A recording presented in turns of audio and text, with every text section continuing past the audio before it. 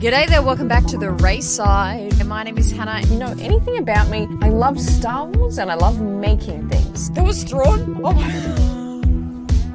Talk about bling. Can't reach the whiteboard, damn it. People will be coming in the comments for this one. I'm getting thrown on the barbie like a shrimp ready to fry. We're doing it. Damn, I'm spinning this bad boy like I know what I'm doing. I don't like this. Scratchy. That's what I ask myself every day. Alright, here we go. Julie, let's get you in here. Julie! Here we go. Master Julie. Jaja. This is the most Star Wars thing I have ever seen in my life. G'day there, welcome back to the Raeside. Another great show today on the Raeside Live. We are going to be going through Star Wars Rebels featurettes, behind the scenes, how they made the show, stuff about the characters, because we are within 50 days of Ahsoka coming out now, which is super exciting. If you caught my post on the channel yesterday, on the community tab on the channel, posted my plan, well, not my full plan, the blurred image of my planning for Ahsoka, which has begun. I'm a plan ahead kind of person, so I've been working hard behind here, working out all the streams, the content, all that good stuff for you guys for when Ahsoka is dropping. So when it drops, we're going to hit the ground running. It's going to be such fun.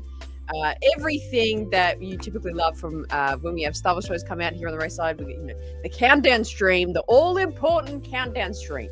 It's going to be amazing. You can't handle it. You can't handle it. Oh, even the camera can't handle it.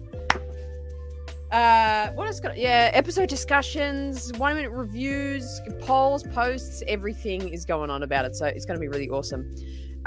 So you don't want to miss that. So, but getting excited for that, getting ready for Ahsoka, I thought this would be a cool thing to do with you guys live, going through behind the scenes. Obviously, Rebels is going to be a very key thing. Going into Ahsoka, we've got Sabine, we've got Ezra, we've got Hera, we've got Chop, we've got Zeb's probably going to show up, right? Like, he was a Mando, he'll be in Ahsoka, right? So it's, I feel like we should refamiliarize ourselves with what the hell's going on in Rebels. If you haven't started a Star Wars Rebels rewatch, please do.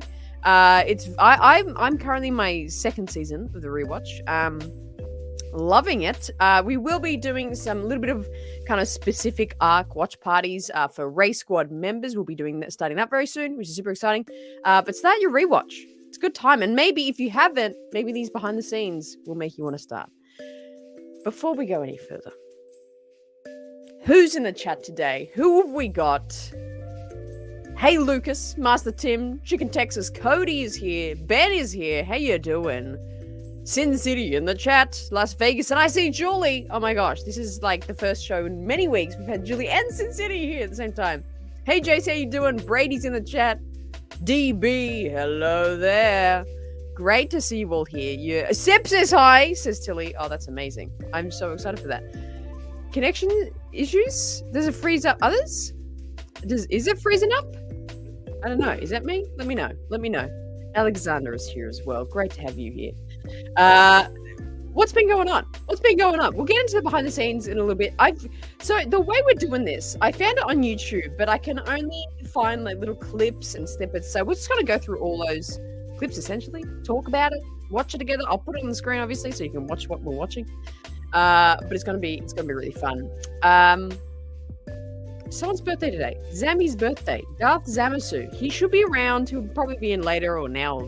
Maybe he's here, but I don't know about it. Happy birthday, Darth Sammy. And it was Julie's yesterday. I can never tell because we're on different days. So was it technically yesterday? I think so. Or the day before. Yesterday? My yesterday? Your today? I don't know. But it's birthday month at the Racer, which is exciting. Chad, who's watching Rebels? Anyone watching Rebels at the moment? You gotta tell me. Maybe should we do a poll? Sin City, loving the shirt. Where did I get it? Is there anything on the back? There is stuff on the back. So I got this. What it's called EB Games here, but it's equivalent of like a GameStop. It's like you get that's like American, right? GameStop. So it's just got the little fulcrum, And then on the back, I don't know how to get in position here. Jesus. Can you see that? I'm just hoping you can see this. So it's like the Rosario Ahsoka. And it says Ahsoka. Oh, there we go. That's a good shot. There we go. So that's on the back. Maybe I should wear the shirt back to front so you can see it's nice.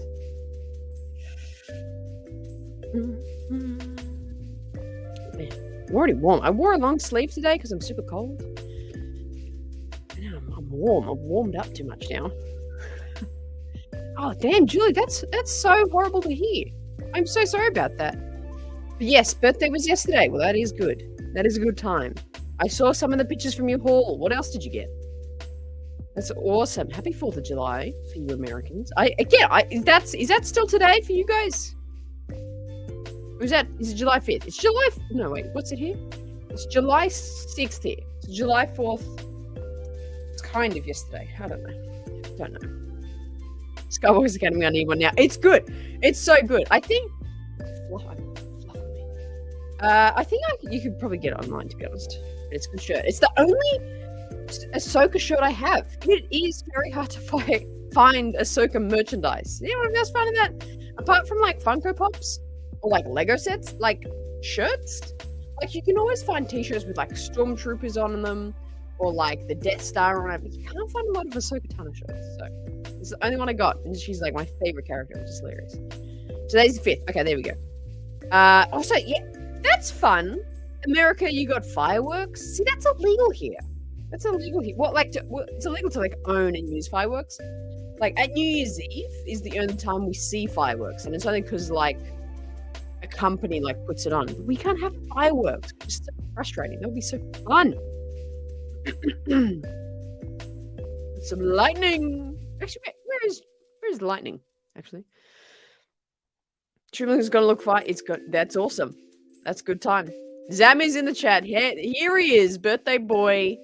You're like birthday siblings with Julie. Julie's was yesterday. Zammy's today. Happy birthday to you both. I hope you had celebrated well. So you guys having lots of fun. Oh, are there places that don't allow fireworks, but people still obtain them? Oh, damn. That's cool. Well, I mean, America's pretty loose, right? So how are you like the most loosest / strictest country in the world? It's so weird. It's so bizarre. Let's get into some behind the scenes, shall we? Because they're like in little clips. It's not like we're going to sit here and watch like a 4-hour documentary together. We're going to just kind of look at clips together, talk about it. We might get on some random tangent knowing the Raeside. So let's start that because that's going to be so much fun. Now, I am screen sharing from YouTube, which in past makes the connection really janky and it's really bad quality. Now that I'm saying this out loud, I was like, oh man, I should have downloaded the videos before I did this. That's okay. Rebels Recon, right after Rebels dropped, used to be my favorite tradition. Rebels Recon.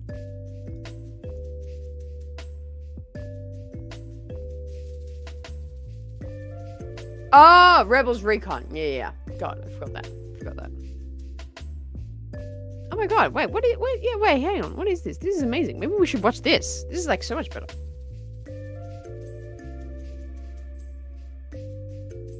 Should we Oh my god, should we watch Rebels Recon? This is so cool. Hang on, let me screen share this. New Star Wars bed set. Win. That's a win. How cool is this? What's this? BTS show. They drop like every week. Sin just gifted again. I'm on. Oh, of course. As soon as I start screen sharing, Wi-Fi drops. That's great.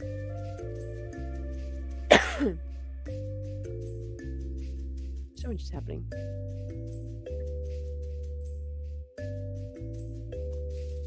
Hey Yava, how you doing? You started Rebels again yesterday on episode 8 of season 2. Wow, you flew through that. That's phenomenal. All right, Wi-Fi's back up. Where's Sin? I want to see who we gifted. Show me.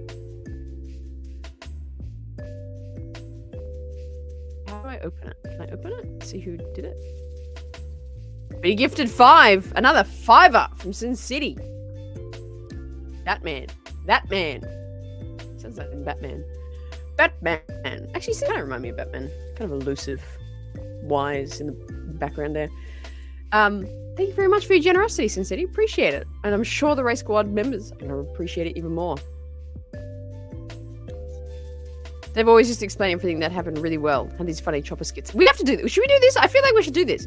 I was getting these like janky clips off YouTube of some site, random site. Maybe we should do this. Should we do Rebels Recon right now? I guess. There's only like, is it 3 videos? Spark of Rebellion. This is well, that's like the first one, right? Should we watch this, chat? Let's do it. Thanks, Sin City. Tim Kenobi in the chat. Great to see you here. Been watching it nuts since I'm sick. Oh no! Oh, that's right. I'm so sad to hear you're sick, JS. Hope you're on the mend better. What helped me? Is it like if it's a cold or a flu? Like, I'd like down honey. Like I eat honey just like by the tablespoon. Like I got one of those squeezy bottles of honey and literally just like 5 times a day, just like crank that honey. Good vitamins in honey. Saji coming in with the $2 dues. Thank you, Saj. Great to see you around. Look at that. Transformer. Isn't there a Transformer movie coming out? There you go. You'd like that, right? I never know what's going on. Did we watch the sequel trilogy last night? It's on TV in the background mainly. So let's just like for them. We're going all 3 in a row. Yeah, it's okay. Let's not get. I don't want to get too deep into this. This is going on a tangent for like 2 hours. I can watch the sequel trilogy like as its own thing. I can enjoy it as it's like here in a little spot. I enjoy it when it's like there, if that makes any sense. Hey, Saji. It was after every episode? Oh my god. I'm waiting for the Wi-Fi to kick back up and then we'll watch this. It's a cold sore throat. That's literally the neck killer. Yes. Oh my god. Yeah. Well, honey, I find the honey like coating it is like really, really nice. Okay. Shut up, music. Why is the music so loud? Shh. Wow. It's funny that we usually do streams without music. It's so quiet. All right.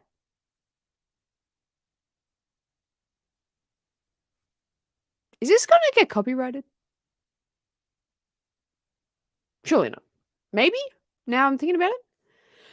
Oh, well, we'll see. We're here now. We'll just do it anyway. Hi, this is Andy with StarWars.com.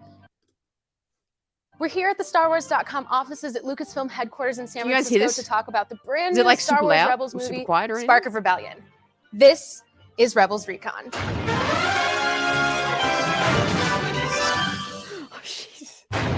After a nostalgia-inducing series intro, we meet Ezra along with the members of the Ghost crew. And Ezra takes his first step into a larger world. It's not loud. I'm in space. And I'm about to die! Ezra tags along on a mission to rescue enslaved Wookiees and is unfortunately apprehended by Agent Callus of the Imperial Security Bureau. You're here to be used as bait. This first episode is packed with action. Each member of the Ghost... This lady is talking faster than I could dream to sprint. What, is anyone? I'm like out of breath. But anyway, is she just explaining? Let's demonstrates 5 minutes. Let's go. Let's go. Kanan reveals himself as a Jedi, and Ezra's Force abilities are discovered. First Jedi. That was Sith in the chat. Sin City's a legend. In the end, Ezra's invited to stay aboard the Ghost to train as a Jedi, and we find out the crew has much more to fear than Agent Callus. This past weekend, we crashed the red carpet at the LA premiere of Spark of Rebellion to talk to cast, crew, and other celebrities about this exciting new chapter of the Star Wars saga.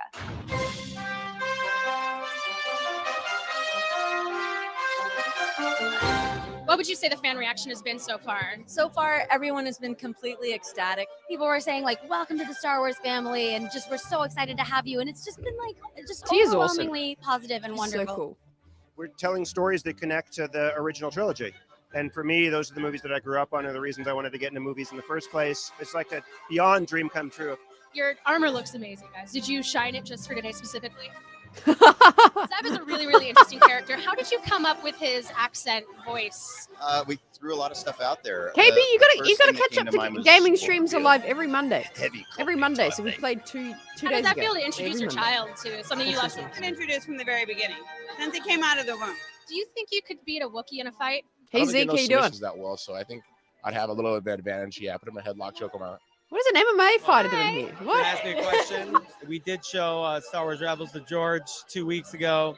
It's the first time he'd ever seen it or anything from it, and he loved it. And I think that for us at Lucasfilm, as you know, that was a big deal, and that was a great moment.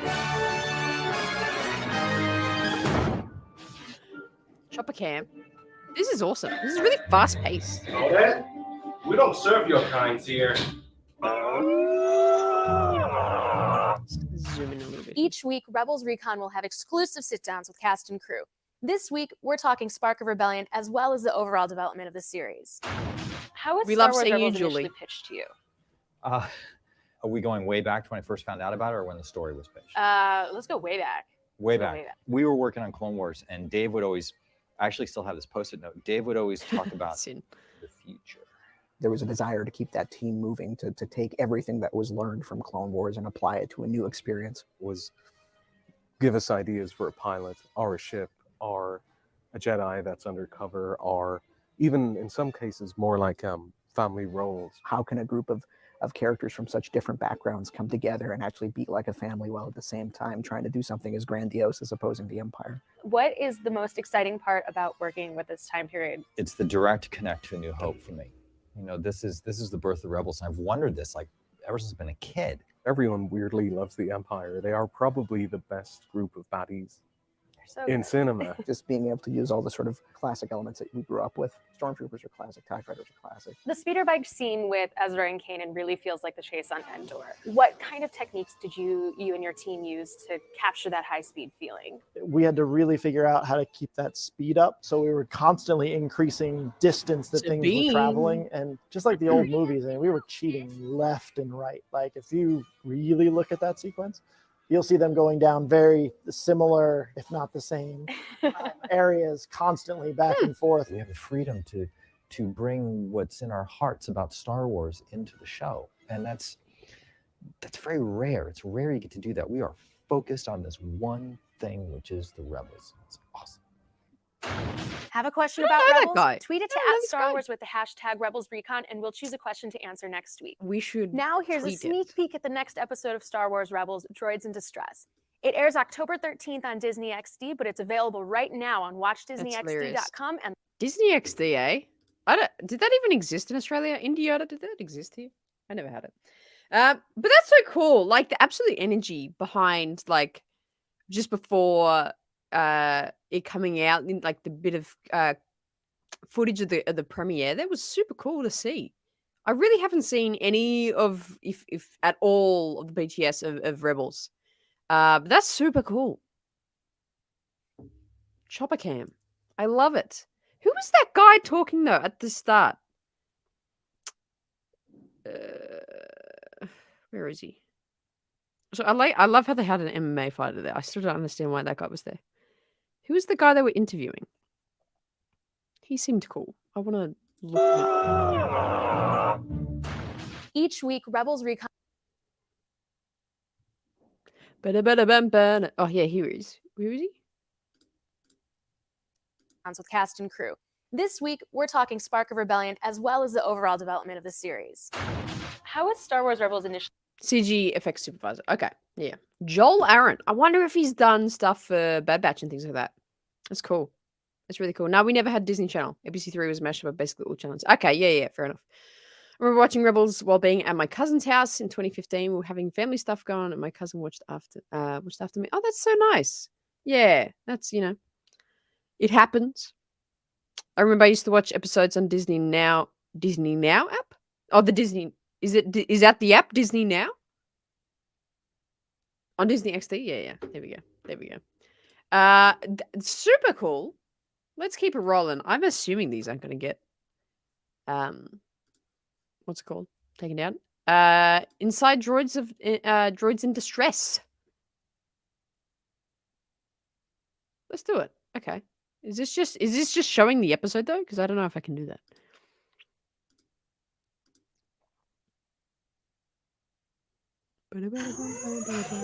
Hey guys, this is Andy here at StarWars.com. We're here this week to talk about the Star Wars Rebels season premiere, Droids in Distress, where we see some familiar faces and hints at Ezra's Force potential. This is Rebels Recon.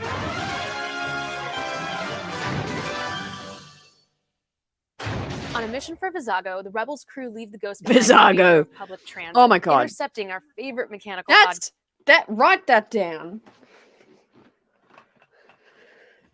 That's my whiteboard markers. Oh, it's crikey.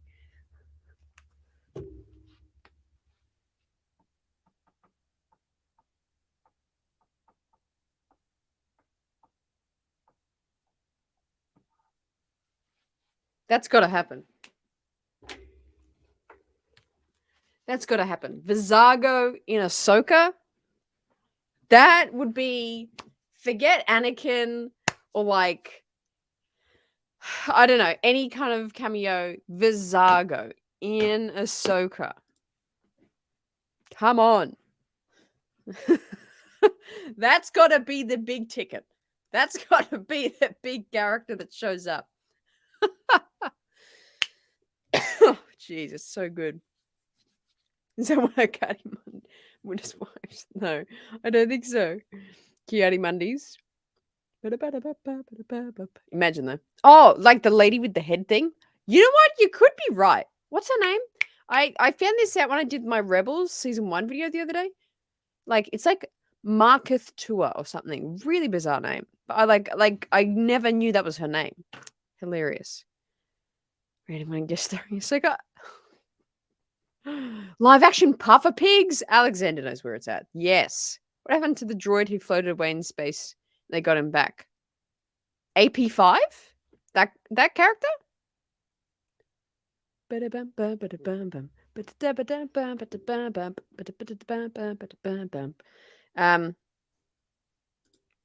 that's a must, Alexander. That's a must. Sin City, back in the day, you couldn't just get Disney Channel to watch Clone Wars, etc. You had to purchase the whole package of channels for big money, so I never saw it. There you go. There you go. Yeah, AP5. The AP5, yeah. He's got to come back in this show too. Let's continue. Couple in the process. Anyway, Vizago. It's got to be an Ahsoka. Selcha!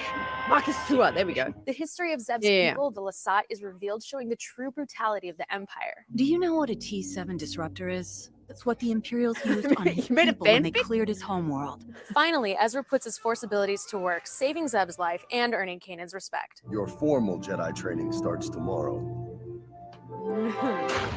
Each week, Rebels Recon will have exclusive sit-downs with cast and crew. Today, we have an inside look at incorporating a much-loved piece of Star Wars history into the show, as well as bringing classic droids to life. Whose idea was it to incorporate Star Tours? I think that when we were looking at the early episodes, that it came out that we wanted to have a kind of intergalactic bus system. And what's the biggest example of public transportation, which is a Star Tours type vehicle. It didn't end up being the Star Speeder, but it was sort of in the family of. Along the way, we decided that we would put a droid in it that was very much like Rex from the classic ride, and that allowed us to take Paul Rubens and bring him in to play the voice. Sorry, ma'am, but these are Imperial regulations. Indiana, I was so confused with that, dude. That makes so much sense. It turned out it's not good you. Not what you was dating. your design philosophy when you were bringing R2 and 3PO into Rebels? The R2 that's in Rebels is a little bit of a hybrid of all sorts of things, pre-production stuff, colors that are more informed by the prequels, and then just some stuff that was kind of a mistake but looked interesting and different.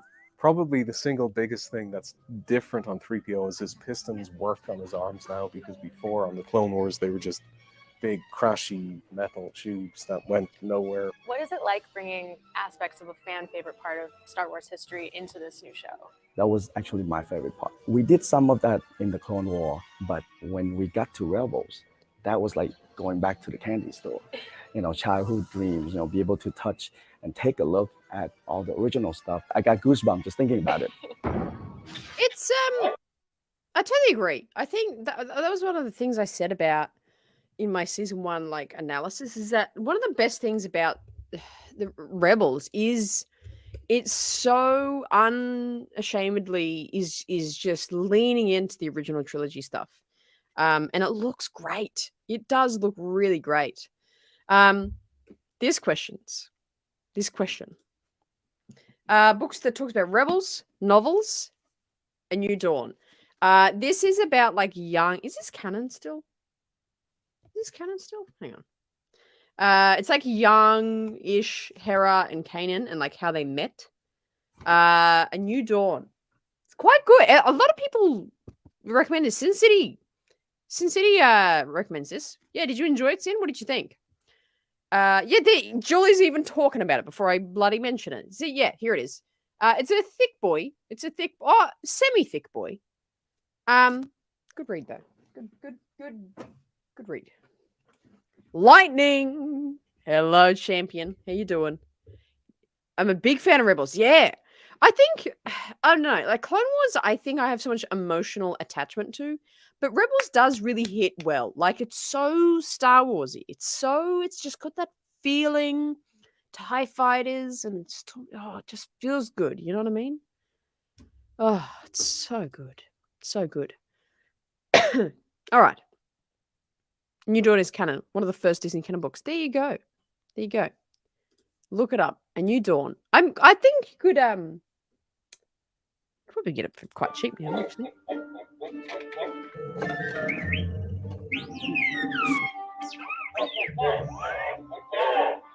This is really funny. What is this? What's happening? Last week, we asked you to send us your Star Wars Rebels questions using the hashtag Rebels Recon. Look at that old So Mac. we chased down the Rebels experts to get their answers. So Dukers0435 wants to know. Dukers wants to know if the stormtroopers that we see in Rebels are actually clones of Jango Fett or if they're, random civilians that were recruited into the Imperial Army. Got it. So are the stormtroopers clone troopers? Yes. And if they're not, what happened to them, right? Yeah, that's a good question, Dukers. So here we are. We're You like really 5 love years Hera? before the Yeah. events of episode 4. By that time, the clone operations that the Republic started for the Clone Wars, they've been phased out. Clone troopers age at like twice the rate of normal people, so they've kind of aged out of Isn't service. it funny that and they they've had to been like answer replaced this by question, but recruits now we who are, have like a whole fervently Bad Batch patriotic show. and loyal to the like, Empire, men and women explains who believe in the cause of the Empire and have signed up to be stormtroopers. So there's your answer. Awesome. A lot of you are asking if we're going to see certain classic characters in Star Wars Rebels. My answer for you is patience. Whether or not they appear, we are certainly not going to ruin that surprise. But keep your questions coming to @StarWars using the hashtag RebelsRecon, and we'll answer more next week. And now, here's a sneak peek at our next episode. Yeah, nice. It's cool. Yeah, but isn't that hilarious? They're like, oh, is it? It's like now we have a whole entire show explaining that. We know the answer. But Sin City is on I like this thought here. You love all ladies of Star Wars. I really love Hera. She's like a mum, a mother, emotional support, and a leader. Tough, brilliant, and talented. I totally agree. I think they really did well. And if you want to hear my full analysis of her character, especially in season 1, go check out that video on the channel now. Is they do her character so well. Like she has that care and mother-like quality, especially toward like Sabine and Ezra. But that does not take away from kind of her strength and leadership. And definitely, I really enjoy her character development into the later seasons where they really explore her as a rebel leader. She is such a great, just classic rebel. 10 out of 10. Kind of all the things to almost needed. Yeah, it's so true. It's so true. We don't often see a female of that age in Star Wars. Like, I feel like she's old. How old is she? If she's like, is she like, how old is she in Clone Wars? Like 15? If she's like 15, I can't tell now. She would be like late 20s. Oh, she's not that old. She's really not that old. She's like late 20s in like but Rebels, really. I think that's what it is. Anyway, 30 tops, yeah. Like if we assume she's like 15 in the Bad Batch when we see her. And Rebels is within, or like 10, 15 years. Oh, let's assume she's like 12 in Bad Batch. And then that's like 15 years after, Rebels is 15 years after Bad Batch. I reckon. That'd be kind of insane, right? Oh, and Bad Batch, she is 15? There's 15 years. Yeah, so 30? Yeah, so she's about 30. For sure, for sure. There's one aspect that really bothered me about Rebels is that there was never a tribute mention of Ki-Adi-Mundi. They did the right thing there. They did the right thing. How dare they? Who in their mind would do that? All right, let's go to the next one.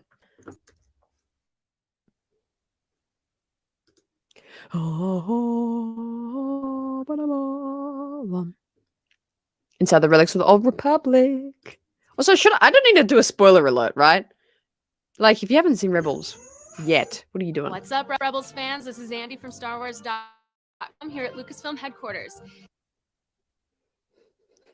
This week, we are going behind the scenes of Relics of the Old Republic, the latest episode of Star Wars Rebels. So I knew it would be Julie, actually. Lost Commanders is one of my favorite episodes, and Three Commanders did that in the end of their own troop. So good, eh? So good. That quality be dropping. That Wi-Fi be dropping. Come back up. We're watching something. Reality money guest spot on Ahsoka. No. No! I will boycott Star Wars if that happens. Ah, Blue 18. You got it. I love it. Okay, I will say the twist for... Okay, I don't remember her name, but she was the Jedi Master, and I was not expecting that twist, if you know what I mean. Luminara? Like at the thing at the start of like we went to find Luminara? That thing? Freaking Turgle. Freaking Turgle. It's really funny. I know, where's Gold 43? All right, is the Wi-Fi back up? Let's go. With the Empire en route, the rebels and their new allies prepare for battle. Now surrender them. Oh, Callus!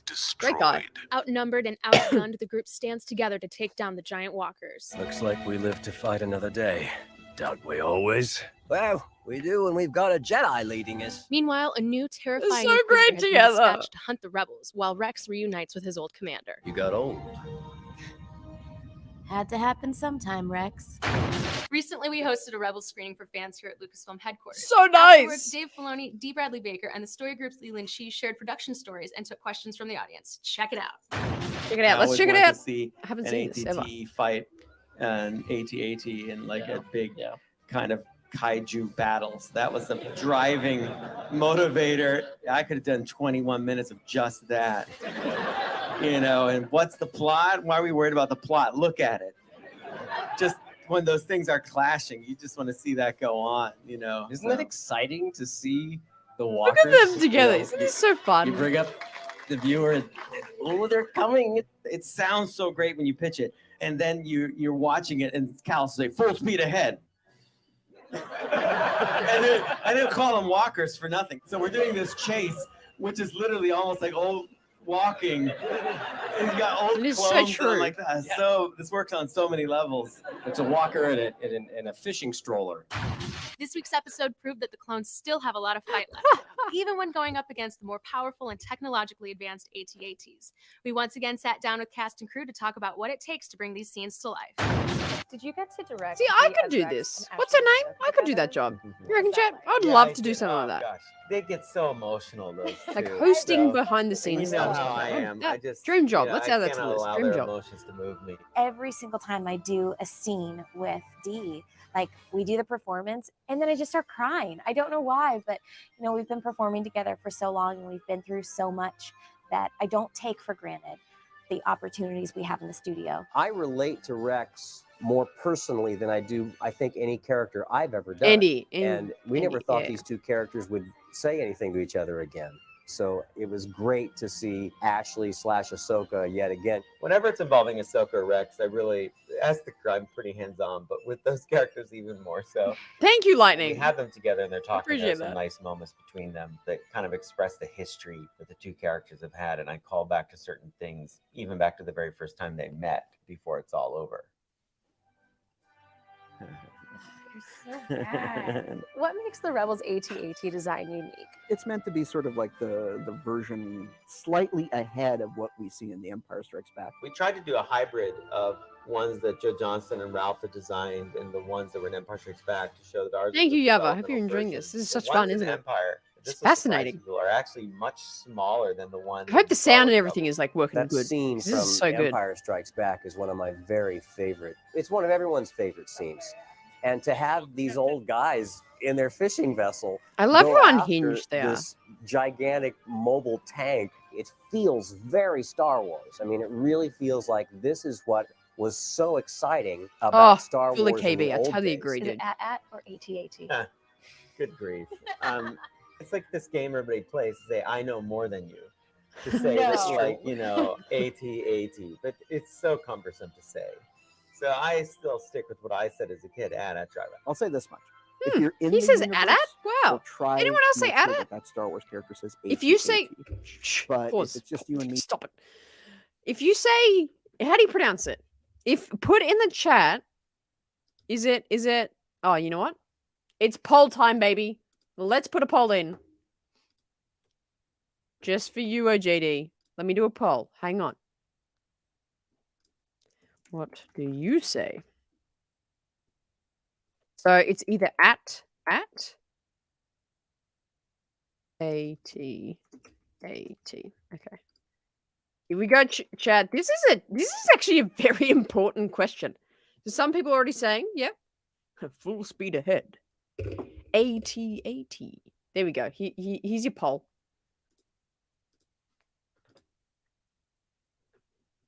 Get your votes in now. Whip it up. What do you say? At, like the at sign? At. Or AT. Ooh. It's taking the lead. Oh, 60-40. 10 votes in. Get your votes in. There's 20 of you here. What do you say? At. And if you, whatever one you say, do you think the other one is like wrong and you're not a Star Wars fan?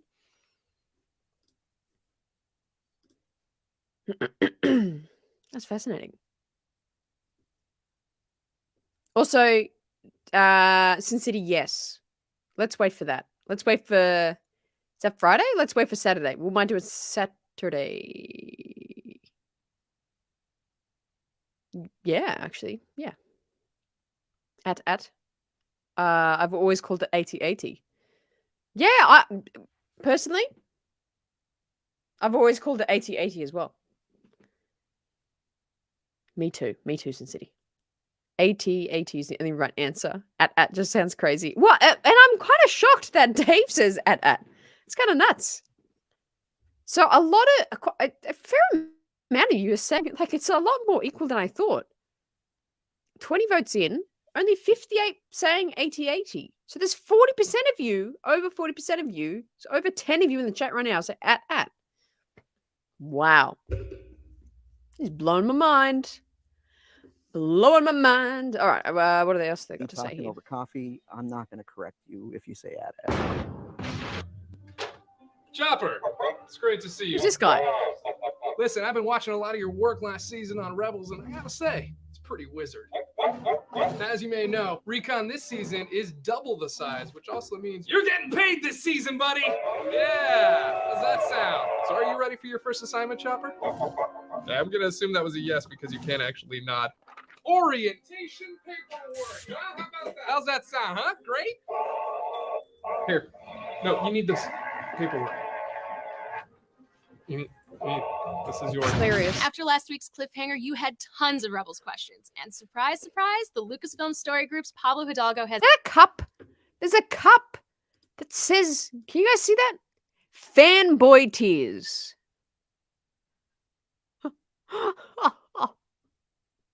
Yeesh.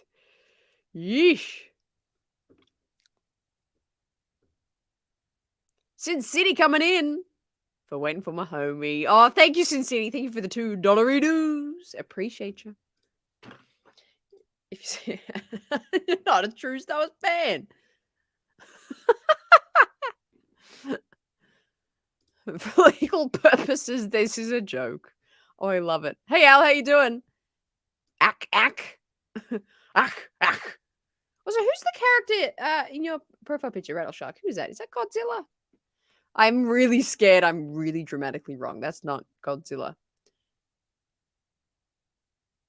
Wait.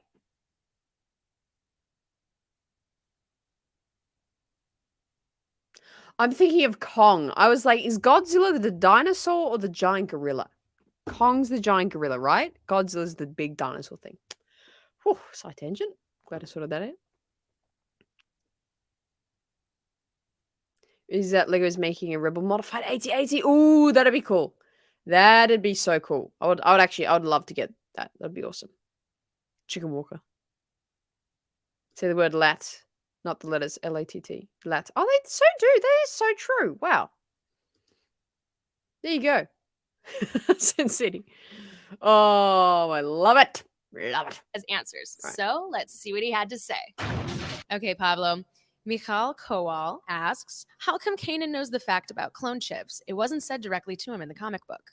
The comic book. We should talk about the comic book real quick. For anyone who hasn't read it yet, check out Kanan the Last Padawan. If you want to see the moment of Order 66 and Kanan being a Padawan and witnessing the fall of his master, like all that drama, definitely pick up that comic book. But you're right. It doesn't get into the specifics of what engineered Order 66 or how Kanan finds out. You got to keep in mind there's 14 years between that comic and the series. So there's plenty of opportunity for Kanan to do some digging and discover some things. Awesome. Thanks, Pablo. Have questions about Relics of the Old question. I feel like Republic I or didn't even anything ask you'd the like to know about Star Wars Rebels? Tweet it to Good stuff. Good stuff, Star Wars Rebels. Yeah, that's not canon anymore.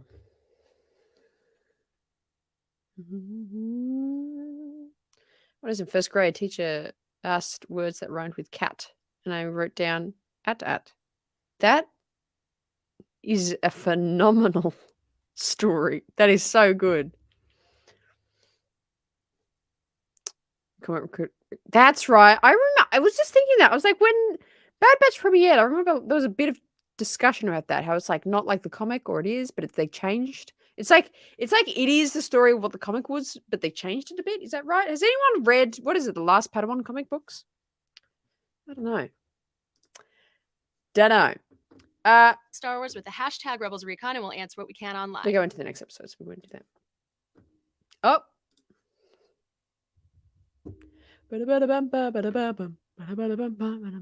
Oh, there's more. Oh, Rise of the Old Masters. That's a classic. That's a classic.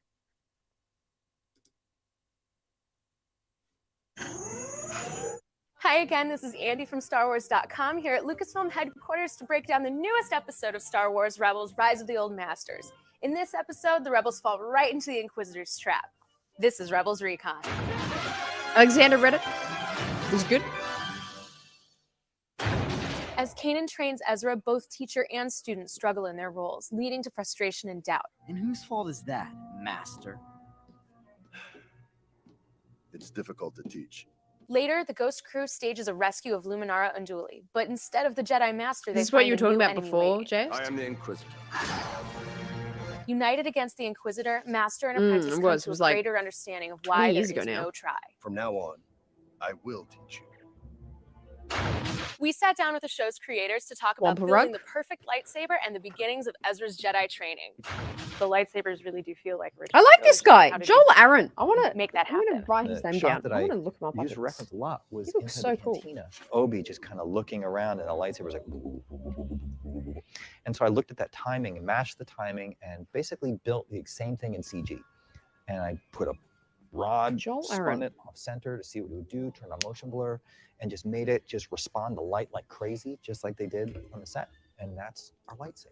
What was the thought behind the Inquisitor's lightsaber? The lightsaber for the Inquisitor is like a cheat mode lightsaber. It does a lot of things that Maul could do on his own. To have a weapon that cheats those abilities and makes up for Hera of lack the new ability in characters. some Yeah, ways, I think very Sabine's probably my favorite character. representative of who he is. I was assigned the lightsaber for the Inquisitor. He had already been designed. And then they pulled out this concept art that was never used before previously. And I looked, and it was actually a lightsaber that we had designed for The Force Unleashed, which I was, lead concept artist on. And so I was like, yeah, I can totally do that. No What do you way. think Kanan's strengths will be? That is as a so master for cool. Ezra? He's very honest about who he is. He's very cavalier, and I think that gets him out of the kind of more dogmatic relationship a Jedi and apprentice usually have. He's willing to admit, yeah, do it or not, there's no try. I never understood that.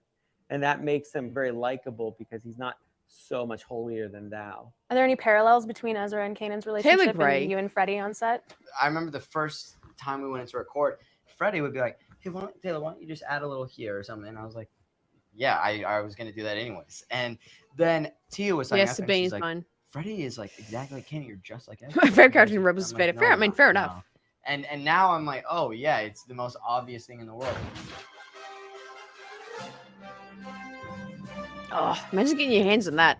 A Lego Ghost, dude. Last week, we asked you to send us your questions about fight or flight, and once again tracked down Pablo Hidalgo to get his expert insight. How is the Inquisitor not a Sith? He's obviously a dark side user. He is a dark side user, but not all dark side users are Sith, just in the same way not all light side users are Jedi. Being able to pick up a lightsaber and use it isn't the mark of being a Jedi or being a Sith. So there are multiple sort of schools of skill out there. In the same way, just because Ezra's, exhibits his Force abilities, would you immediately brand him as a Jedi? No, because he hasn't gone through that particular path of knowledge yet. So it seems like the Darksiders who are in charge of the galaxy, the Emperor and Vader, are spreading some of that power out, but they're not giving the sort of full abilities that they have to this lower class of underling. Cool. Thank you so much. Have a question about this week's episode? Tweet it to Good Star stuff. Wars with the hashtag RebelsRecon, All right, and we'll who's choose a the question girl to answer before next the week. concept artist? Now here's your So sneak she, preview. so she did concept work on. Where was it? Here. She did the concept saber for Force Unleashed, was it? I was assigned the lightsaber for the Inquisitor. He had already been designed. And then they pulled out this concept art that was never used before previously. And I looked, and it was actually a lightsaber that we had designed for The Force Unleashed, which I was, lead concept artist on. That's so cool. So yeah, that's awesome. I like it when like creatives deep within Lucasfilm kind of carry on.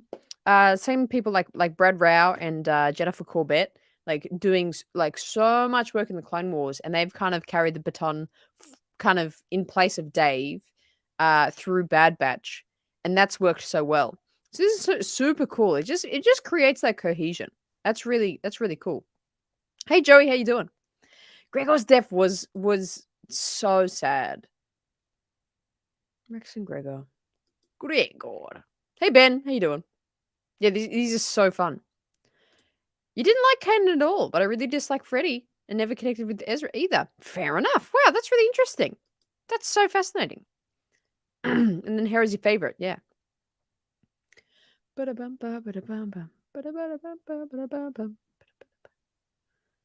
Yava? What did Yava say? What happened? Oh no! Oh, did Yava send some gifts? Yava in the chat sending 5 gifted subs. Coming in. My good God. What a day. You guys are on fire with your generosity. Thank you so much.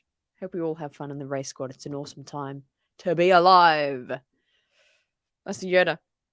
When he said, died fighting a fight of his choice, man, what it feels in that speech. Definitely what's that episode called? I forget what it's called, but it is so stoic and impressive and just emotional. It's so good, hey. So good. Rebels does have some really hard-hitting emotional stuff. It is very good at points. Very, very good. It was kind of random seeing Luminara, hey. But anyway, next one. We ready? We ready, chat? I'm having a blast. I hope you're all having fun. You all enjoying this? Having a bit of fun, a bit of chatting. I'm learning so much. Hey, Mike, how you doing? Get settled in. We're watching behind the scenes. I like Kanan, just not a fan of the actor that plays him at all. But that's for a story for another day, as Mescanata would say. That's true. It's for a story for another day. Michael loves Rebels. We're going to enjoy these behind the scenes. I'm learning so much. Hey guys, this is Andy from StarWars.com here at Lucasfilm headquarters to give you an inside look at Breaking Ranks, the newest episode of Star Wars Rebels. In this episode, Ezra enlists in the Imperial Academy for Stormtrooper training. That's so This is Rebels drastic Recon. Sin City. But fair enough. His hair is weird. Did you like him when he was shaved in like Ezra season 3 and embarks on a 4? daring solo mission, going undercover as Thanks, an Imperial Lightning. cadet. That means a lot. Thank you so much, buddy. Perhaps I'm just striving to The create a con lot of artist fun turned and Padawan joy is for a Star Wars natural, fans. and his evolving force abilities are impressive. But it takes a team effort to accomplish the mission. Tomorrow I will arrive on Lothal to test them myself. In the end, Ezra comes to realize the importance of teamwork and how much the Ghost crew means to him. Forgot what it was like to be on my own. You miss it? It's good to be back. At the Art and Science of Lucasfilm panel, the Rebels team talked to local students about the creation of the series. This week, we'll show you highlights from Athena Portillo's talk outlining the production of an episode. Oh, Julie, I'm going to weep. I'm going to weep. That's so nice. Oh, it's so nice. Oh, it's so nice. We are the Rebels. We're like a massive Rebels crew. Wow, I've gone really red. Is that just me or is that the screen? That's so nice. Oh. And Yava and Sin City are out here gifting people. This is like our own little Rebels family, hey. So beautiful. I don't watch many animated series, but Star Wars Rebels changed my mind, and it is my favorite show. There you go, Master Yoda. There you go. Am I the only one who thought Ezra looked cooler with long hair? Oh, that's a good question, actually. That is a good question. Where's the poll? Did the poll done? Is the poll gone?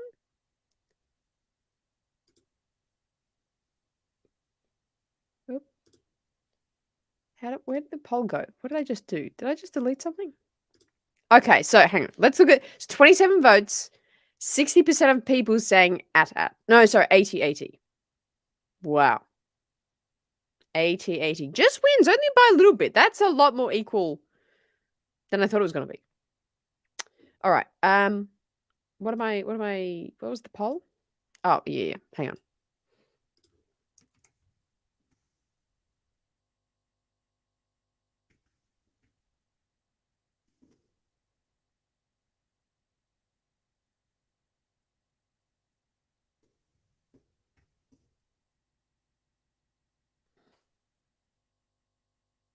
Here we go. There we go. Poll in the chat. Give me your thoughts. Yeah, this is so cool. Hey, like I'm getting all in the mindset. Like we have we've got less than 2 months. We've got 49 days. I don't know. Let's just get ready. We're literally everything for the next 50 days is related to Ahsoka. Everything of what we're doing here on the channel. And you want to stay to the end. I'm gonna, because you guys have been legends today, I'm gonna let you know a little something that's coming to the channel. We're having an extra stream every week. But more on that later. But we're having an extra stream on the schedule. And it's gonna be lots of fun. But I'll tell you about that later. It's so nice. The Raeside Recon show. You know what? That's got a nice ring to it. I like it. Where's OJ? Oh, we're just glad you're here, Andrew. I hope you're enjoying. All right, let's continue. Episode. When we finish our designs, we move on to the storyboard process where Filoni kicks off the episode to the entire team of story artists and episodic directors, and then we proceed to thumbnailing the episode. Oh my god, what was that image? Was that Onto Kanan? the storyboard Concept process art where Kanan? Filoni kicks off the episode to the entire team of story artists and episodic directors, and then we Oh yes. That's it. That's the look. Oh, that's awesome. I want that, like, you know what? I want to make a t-shirt that is just this concept art Kanan. proceed to thumbnailing dude. the episode. As you can see, those are 2D illustrations of us translating what the script is calling for. What we do next after the animatic phase is we proceed to layout. Layout is where we lock the camera moves and some of the posing of the characters. And we lay out the scenes before they move into animation. Animation is the first time that you will see the characters in motion with the full body rigs and facial rigs. Wow, this is very in And then depth. we have final render, which is full color. So Kanan, we that's have Kane. matte paintings and effects, and that goes right before post-production. Our post-production is the final phase, and that's where you have final sound done by Skywalker Sound, final music by our composer Kevin Kiner, and final color correction. That's so cool, That's pretty much Alexander. the lifeline of an episode.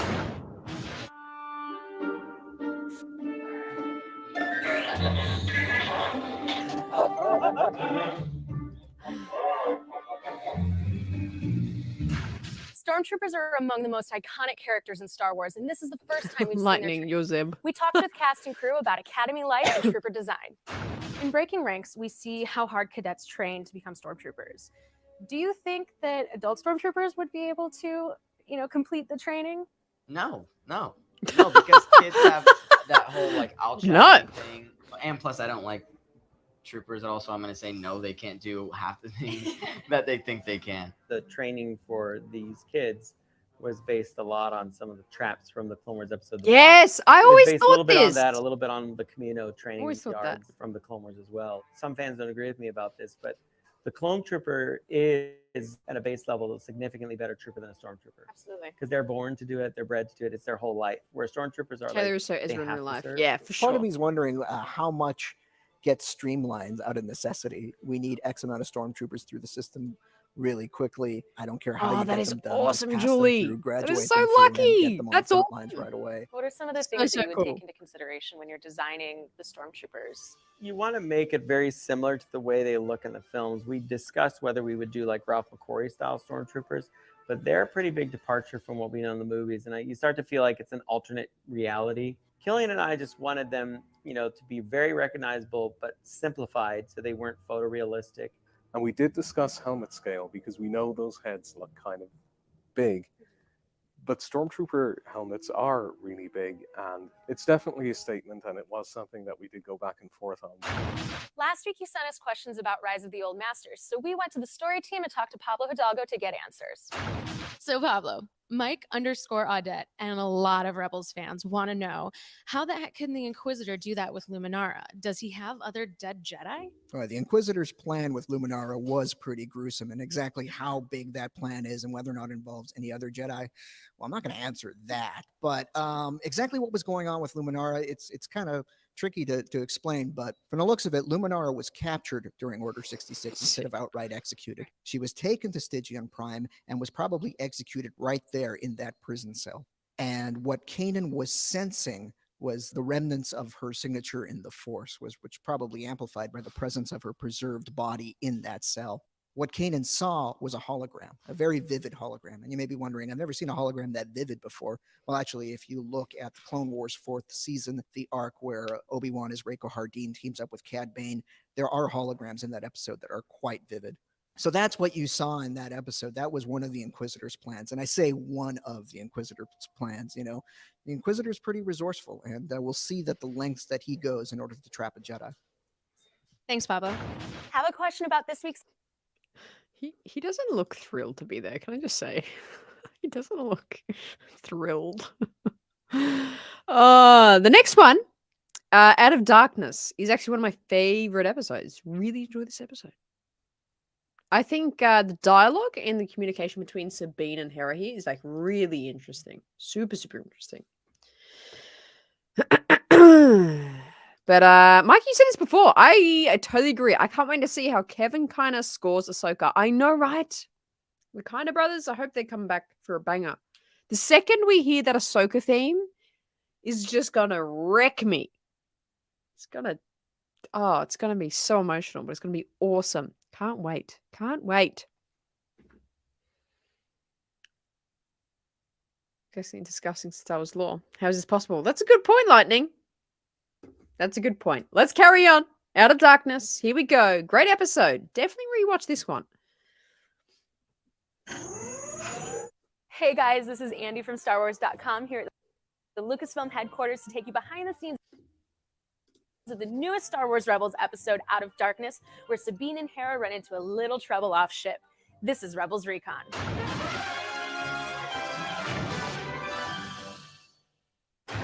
Sabine shows frustration when Hera and Kanan continue to withhold information from the crew. I'm done asking questions. I'm telling you.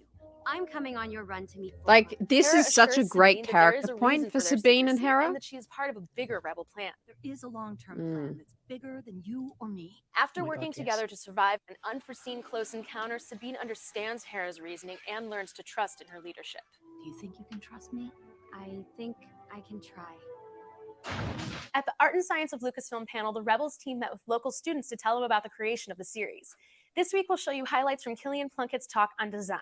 Is it bad? I'm excited for the Bringing up show. some of the 2D Just as, artwork that we created excited for really the show early as on I in the am just show. social aspect of talking This about you is guys. Chopper, but No, you it's not probably noticed bad. that It's Chopper doesn't look amazing. quite the It's same gonna be because awesome. originally It's he gonna had be a slightly off the different design. charts. We Off would do the drawings like charts. this to sort We're of just gonna be like explore live what every his day, attitude's right? going to be and what sort of character it is. gonna be Even if we awesome. are working on a 3D project, 2D drawing still plays a major role in it because it is a really quick and economic way to explore a lot of different ways that you could do something. Kanan took a little longer to sort of pin down. We went through some pretty different looks and ideas before we. Imagine if that was Kanan. Oh, dude! Imagine! Oh, the blonde hair? Not the cybernetic arm. An economic way to explore a lot of different ways that you could do something. Kanan took a little longer That to sort of pin down. what in the world? The sideburns in that one, in the middle one. Oh my word! These are awesome. Oh, dude! Imagine which one would you have had as Kanan? These are the important questions. So, just like from left to right, 1, 2, 3. Which one would you have had as Kanan? 1, 2, or 3? These are hilarious. Those are weird Kanans. Hey Astro, how you doing? Oh, that's hilarious. Hey Danny, the left Alexander's saying left. I don't know. Cybernetic arm dude looks cool. And that's it. I like the red. The red and the vest works. That works for me. Elvis Kanan, the middle one. So true. Roman saying cyberarm guy? Yeah, for sure. Lightning agreeing. Astro saying left as well. Oh, imagine if that was Kanan. Oh man. And then I went like through this one. some pretty different looks and This ideas guy. before we ended up. This guy. That ain't Kanan. That's K Diddy. K Diddy. Bro man. That's who that is. The arm. The arm gets me. It gets me. So good. With this, and from here, Oh, there we went go. to a Okay, turn right. That Here sort we of go. Here we shows go. how this Here we character go. looks from each different angle. In the lower right-hand corner, you'll see this maquette. This just gives you a really nice sense of how the object is really going to appear once it's made the journey from a quick scribble on a sheet of paper to a final built asset. That's a little bit of how we develop stuff visually to the point where we can hand it over to Keith and he'll make it move and look cool.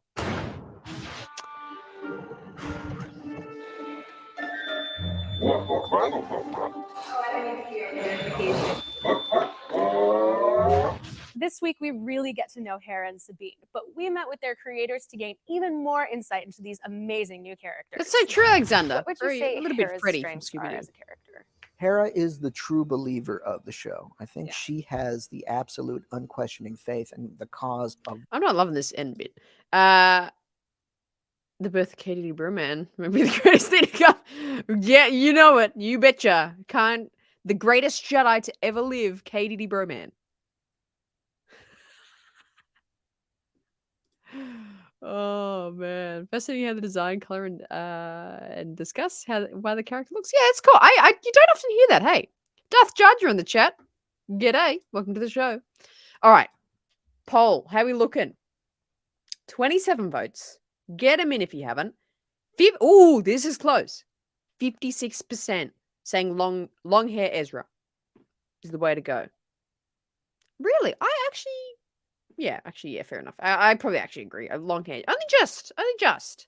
So I kind of agree with chat as a whole of I think you just prefer long hair Ezra. It's cool. 28 votes. Get him in. I'll poll is ending in like a minute. Actually, was that one finished or did I just end that prematurely?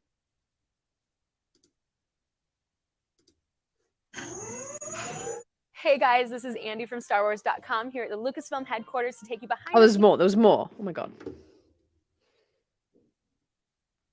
Introduce all of that to what people typically think is just a caring mother character, and that hang on, you Dave. could be I didn't hear what you all said. those things and still be really faith and the cause of what they're fighting for. Pilots have a certain swagger to them, a certain confidence, and I think it's interesting to introduce all of that to what people typically think is just a caring mother we're character, collectively and that- gonna weep, that right? You could be all those things and still be really good at shooting down TIE fighters. Is kind of an interesting idea. I think the idea that she's able to keep the bigger picture in mind, that she has a plan, a master plan, and she's sort of sticking to it. And I think she's also very strategic. A lot of people assume Kanan as the one in charge and Hera supporting that. But I think you've already seen in small ways that she definitely Yes, I agree with demonstrates a certain this. amount of knowledge It seems beyond him. like Talking about Kanan's Sabine, in what charge, would you but say really Hera's her in charge. major strengths are as a character? I think Sabine's really good at thinking on her feet. While other people may get caught up in the moment or what's unfolding in front of them, she's, I think, able to dive in head first and figure a way out of a situation. The other great thing about Sabine is that, as we've learned as the series progresses, she's really smart. She's educated to a very high degree, and we're going to learn more about this. She's noticing, okay, now we get this Inquisitor after us, Guy Callis is after us. They actually seem to care a lot more about what we're doing. If I'm going to go all in on this with you, Hera, I need to Here's know with more your about question, what's going Julie, on. and I'll What pause do it you and we'll like try and most answer about pairing Hera and Sabine together? I just think it's a fun episode to have and completely take all the other characters out of it. It lets us focus on them and their real concerns. Hera right now is probably keeping the larger ideals of what it means to be a rebel alive, where Sabine is really thinking about the day-to-day of what this Matthew, means if in you terms don't of rein her it in, life brother. and what she gets to do or how she You don't gets to rein react it to her in. previous experience. We don't rely too much on the Force. You're not going to be here for long if you can't rein it in, brother. For the show's outcome, and sometimes you take two characters that have nothing to do with that, and it becomes more interesting. After last week's episode, we chose one of your questions and tracked down the story group's Pablo Hidalgo to get his answers. This week, all right, that's plenty. Yeah, it's a great combination, those two, and I think we're saying all the right things here. Of like, Hera's really is the one in charge. It's so fun, so fun. Think about this: we're going to be seeing so many of these characters in live action in 50 days. 50 days, OMG hype. Yeah, it's because today's a Thursday for me, so this time in this time slot of an evening in like 8 weeks. Is that 8 weeks? Yeah, in 8 weeks, we will be here talking about the very first Ahsoka episode. Crazy days.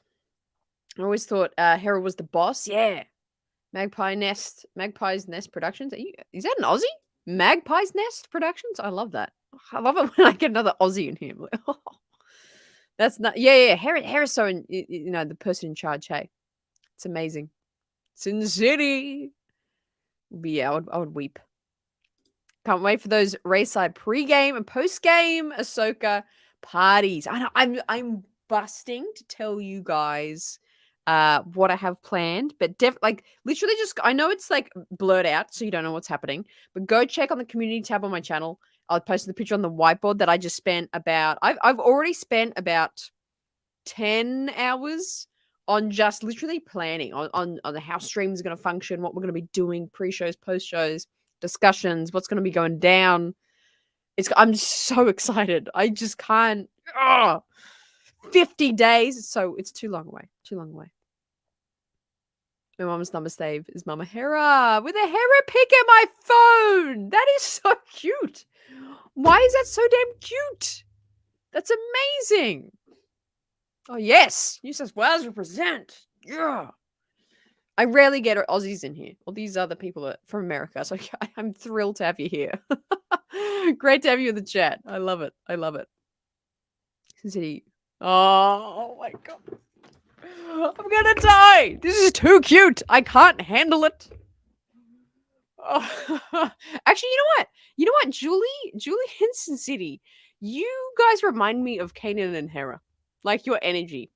You're like you guys are like the parents, and we're like the rascal ghost crew kids. That's how to say. Oh man, what a day. Alex Quintana, just to make this day even 10 times better. How are you? I'm so good. Congratulations on interviews leading to the panel. Been real busy on my end, but I just want to quickly say hi. Oh, hi, Alex. How are you doing? Great to hear from you. I hope you are living the dream. Are you in Cali now? Are you working over there? I've got to catch up with you, bro. We got to have some sort of a call sometime. I want to hear all your adventures. But thank you, friend. Yeah, spoke to Emily Swallow. It was like such a dream. So cool. And even speaking to Misty as well. It's been amazing. I've been really good. Hope you're well, Alex. Thank you for checking in. Sin City, what's happening? Is there more gifts going around? There's more gifts going around. What a day. What is happening in the world? Things are just so exciting today.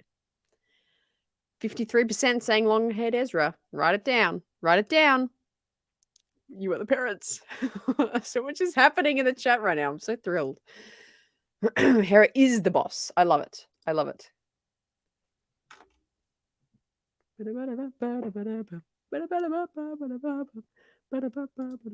All right, let's continue watching, this is so like this is so fun. Don't that's my girlfriend. Oh, I love it. There's so much happening. Since he bought 5 more bloody gifts, man. Why is this day just off the charts amazing? What are we doing? I don't know. Empire Day? Are we up to Empire Day? Yes.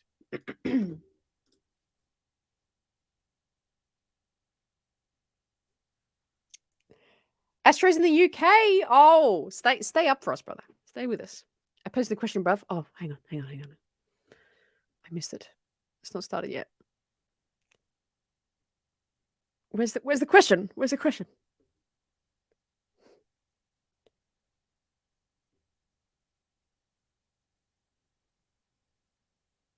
Julie, I can't find your question. What did you say? What was it about? Can someone like repost it or something? Where is it? I can't find the question. This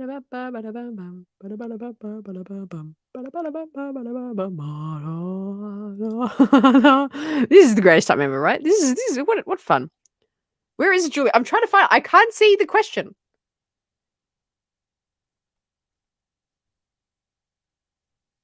That's true. We should do that maybe next week or maybe on the weekend even. It's a good time. I can't find your question, Julie.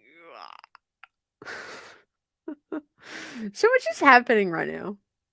Oh, here we go. Okay, we got the question. Chat, let's answer Julie's question. Master Julie, when Ahsoka was in the World Between Worlds with Ezra and she left him, did she go to a temple?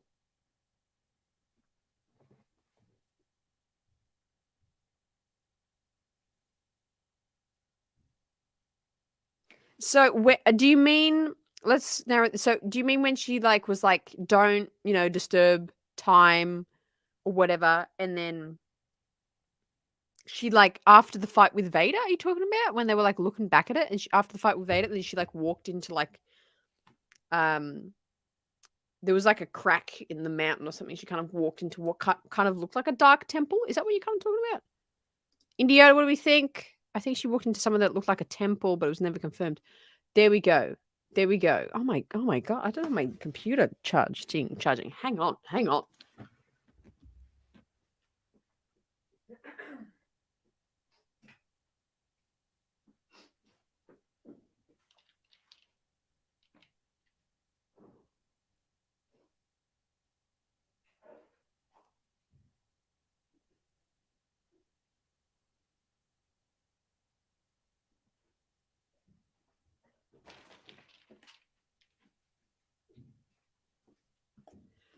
So much is happening today. Yeah, it was like it wasn't confirmed as a temple, but it looked. Yeah, that's it. Yeah. It looked like a temple entrance. Chat saying. Can you all see my super chat? Indy super chatted. I haven't seen it. Is it here? I haven't seen a super chat. Double check though, because sometimes it can like glitch or something. But it would come up straight away for me.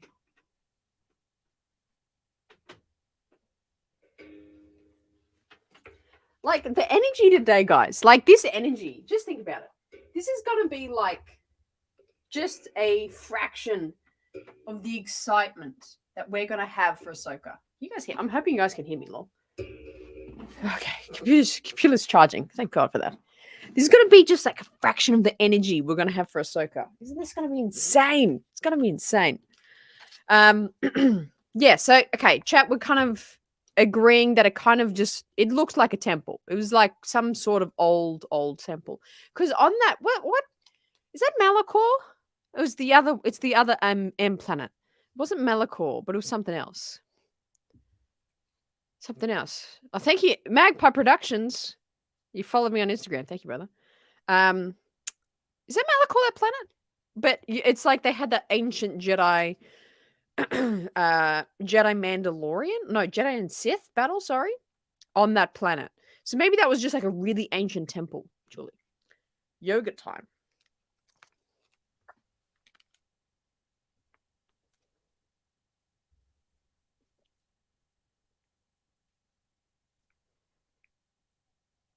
Mm.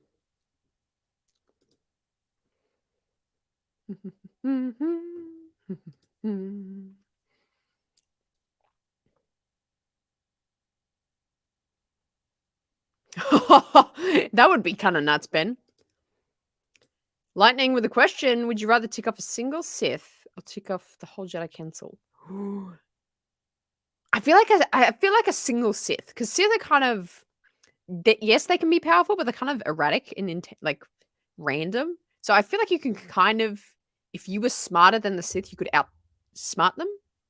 The whole Jedi Council. Well, if it was Ki-Adi-Mundi, I would take him, beat him in a blink of an eye. Whole Jedi Council though, that'll be hot on your tail. I would say Sith.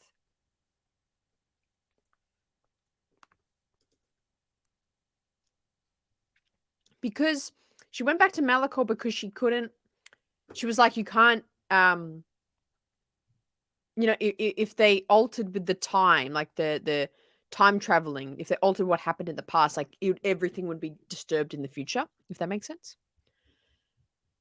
Yeah. Actually, I thought so too. I don't know. That's great. You bring up good questions. Well, maybe it's just a Force temple.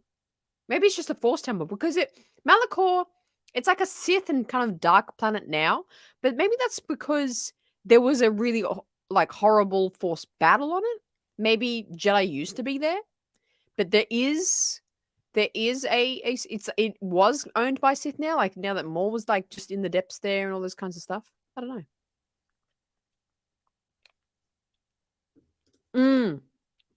That was hilarious. But this is your second fave? That's awesome. I love that. Oh my God. I just forgot. I'm 1 day away. We are 1 day away from my 1 year anniversary of being the Raeside. How crazy is that?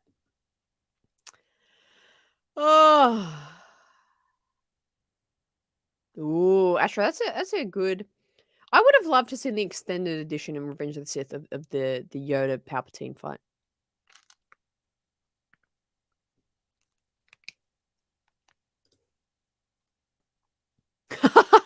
They wouldn't do anything. I mean, you know what? Fair enough.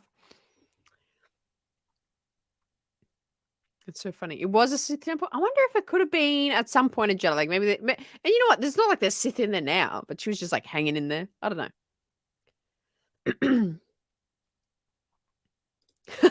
Thank you. Yes.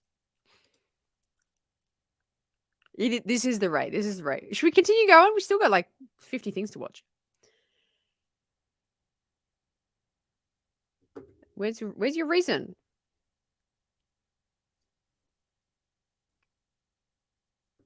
Oh, okay, yeah, hang on. Not because I'm evil, because they lost their way, grew basically fat, conceited, and went against their basic ideals as Jedi. You know what? You're not wrong. You're very right there, Sin. You're very right. Man, who said this question? Lightning? That was a great question. We love that. No, I don't think he did. I don't think he did. All right. Let's keep watching. This visitor stuff. Hey again, everybody. This is Andy from StarWars.com here at Lucasfilm headquarters to give you an inside look at Empire Day, the newest episode of Star Wars Rebels, where our crew crashes an Imperial celebration. Do you guys mind if I have my yogurt packet, my yogurt sack?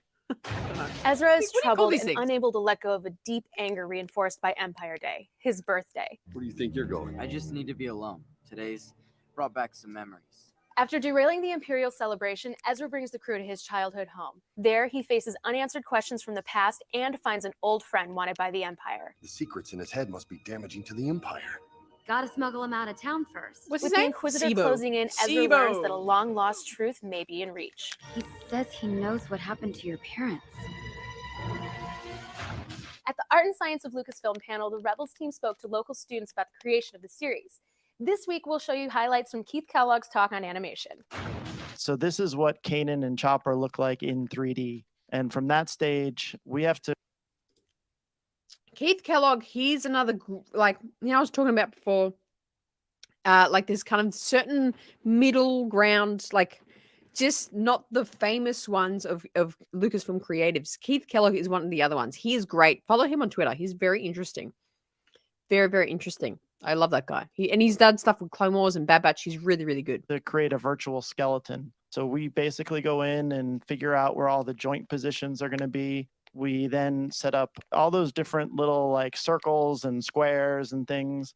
That's what the animator is going to grab and move. So they'll take where that wrist is and they'll pull that up and they'll animate the fact that it looks like he's waving or doing something. From there, we do a calisthenics pass. And the reason is to make sure that they can perform You on wanna do screen. calisthenics in the We gym? got to make sure that you don't have different pinching in the geometry in different spots. Then we go through his face. You can see all the controls over there. There's brows, eyes, mouth, nose. This is a walk cycle. And this is the next thing we put our characters way. through. And then we do the same thing with a run. So we get our characters moving for the first run? time and see how they can act and see how they can move. I've got strawberry here. Just plain strawberry. Live cultured yogurt. Immunity boosting. That's good stuff. Much like the Empire dominates the airwaves on Lothal, they're taking over this week's Recon. Get to know a little more about the military regime and their propaganda in this week's Deep Dive. In the Empire Day Parade, we see a lot of citizens who seem to be genuinely happy and celebrating the Empire. What do you think the average citizen thinks about Chopper the gains. Empire's new presence on the planet? One thing I know is that at the end of the Clone Wars, the Empire was a celebrated thing. But over time, it becomes clear that the Empire is representing fear. You know, I think for some people who are just trying to make it I got by strawberry, day to day, they and then feel I really like there's a honey what one the Emperor's and a promising, mango the passion fruit. stability and the Those- security of the mango galaxy passion is fruit something stuff. they're willing to exchange for maybe some of the freedoms they had before. And a lot of those people are just probably there just because you have to be there. It's the law that you attend this parade. It was a challenging scene to do, especially that the rebels kind of attacked during the celebration. I don't think our rebel crew would have wanted to actually hurt any of the bystanders there, but they are trying to just display that the Empire doesn't have as much control as they would like everyone to believe. You can notice if you listen to the music, one of my favorite things in that scene is ask Kevin Kiner to take the Imperial March that we've always heard. It's kind of a foreboding thing. It makes it sound really happy.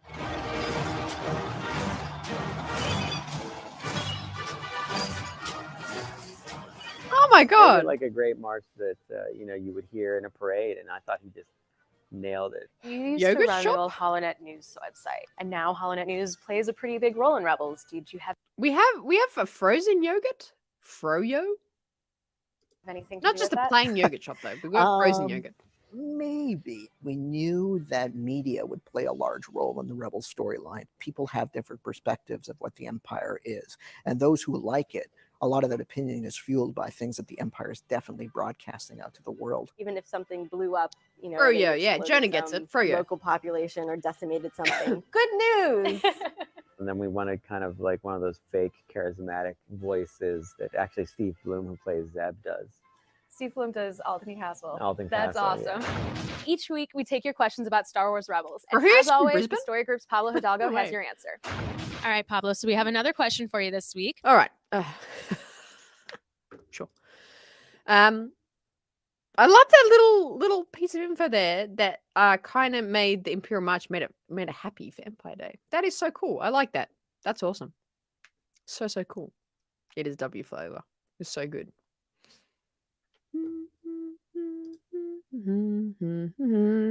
Great scene, and like the way he like connects his saber. So cool. Epic moment. Epic moment. Good stuff. All right, let's look at the next one. How many? What? Wow, there's a lot here. I guess we'll just go through all season 1. Gathering the Force. Okay, maybe this is one that's more on the Inquisitor. I want to know more about him. Play, damn it.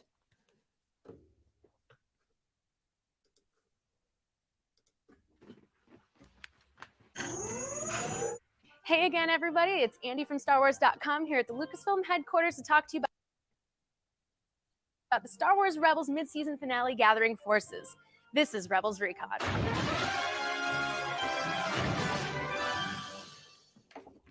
While seeking answers, Ezra's deep-seated anger boils to the surface. Coward! You could have stopped them! Why didn't you stop them? The Padawan finally confronts his fear and connects with the Force. During a battle with the Inquisitor, however, he unknowingly embraces the power of the dark side. Ezra, no! Ezra is shaken by the experience, but with one thoughtful gesture, he takes another step toward letting go. At the Art and Science of Lucasfilm panel, the Rebels team spoke with local students about the creation of the series. This week, we'll be showing you highlights from the event's Q&A. How did you decide to create Star Wars Rebels? What is the inspiration for that story?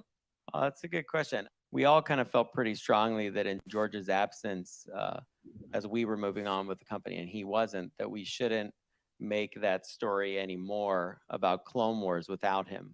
It just didn't seem right. So we thought we'd tell the story about Rebels. And, you know, it's very much about a group of people that are working really hard with smaller means to try and accomplish something great. I think that our team feels like that. We have a small group of people trying to accomplish something with on a very tight schedule. So it was relatable to us, and it allowed us to put a little more fun and comedy into the story. You know, the problem in the Clone Wars was all the heroes kind of died at the end. It's kind of a downer. Yeah, kind of so right. It's nice to work in a period where the heroes can be a little more fun and are at least running from the villains in a fun way. And I think that that's what drove us in the story department. So true. Super true. Here he is. Indy Yoda. Soupy doopy from Indy. You got to see the Muppet Show ep with Mark Hamill. Mark Hamill, Luke Skywalker. Yes, separate people. Oh, okay. R2, 3PO, and Chewie. It was hilarious. There's a Muppet Show episode. Man, damn. Maybe we got to make that a stream. I got to find it. Is it on like YouTube or something? Where would I find that? But that would be hilarious. I would love to watch that. That already sounds like a crackhead episode. Thank you for the $5 dues. Thank you, Indy. Appreciate that, friend. That means so much. Yeah, there we go. You got it. I love it. Oh, 100%. Like even then, he was like Dave loved Clone Wars, and he was like, it didn't feel right to continue it without George. Yeah, absolutely.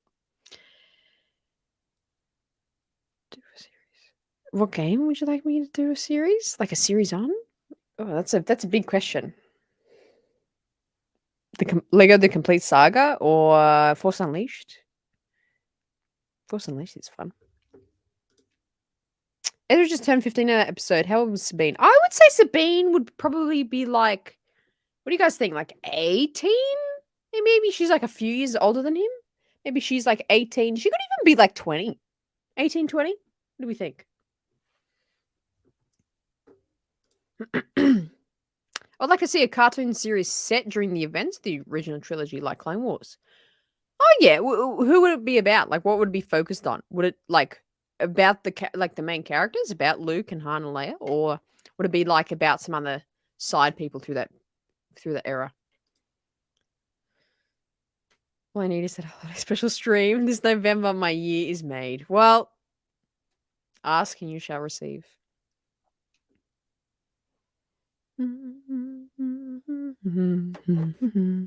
Oh, lightning. Do I think George visited the set of Ahsoka? Surely. For like one day. If he came out for the indie premiere, I reckon he would have popped in. Dave's heading it all. He would have popped in to see Dave and see Ahsoka and see Rosario. We got those amazing images of when he visited the Ahsoka episode for Mando too. I reckon he would have popped in for just to say hi. Surely. If we get new images of that though, that'll make my life. That'd be awesome. Is Cal Kestis alive during the Ahsoka time period? Well, like he's not dead yet, so maybe he could be like a bit of a hermit old Jedi. He could be around, but yeah, he's definitely not dead by that point. How old would he be? He would be like he would be in like his 40s. He would be in his 40s. He'd be around. There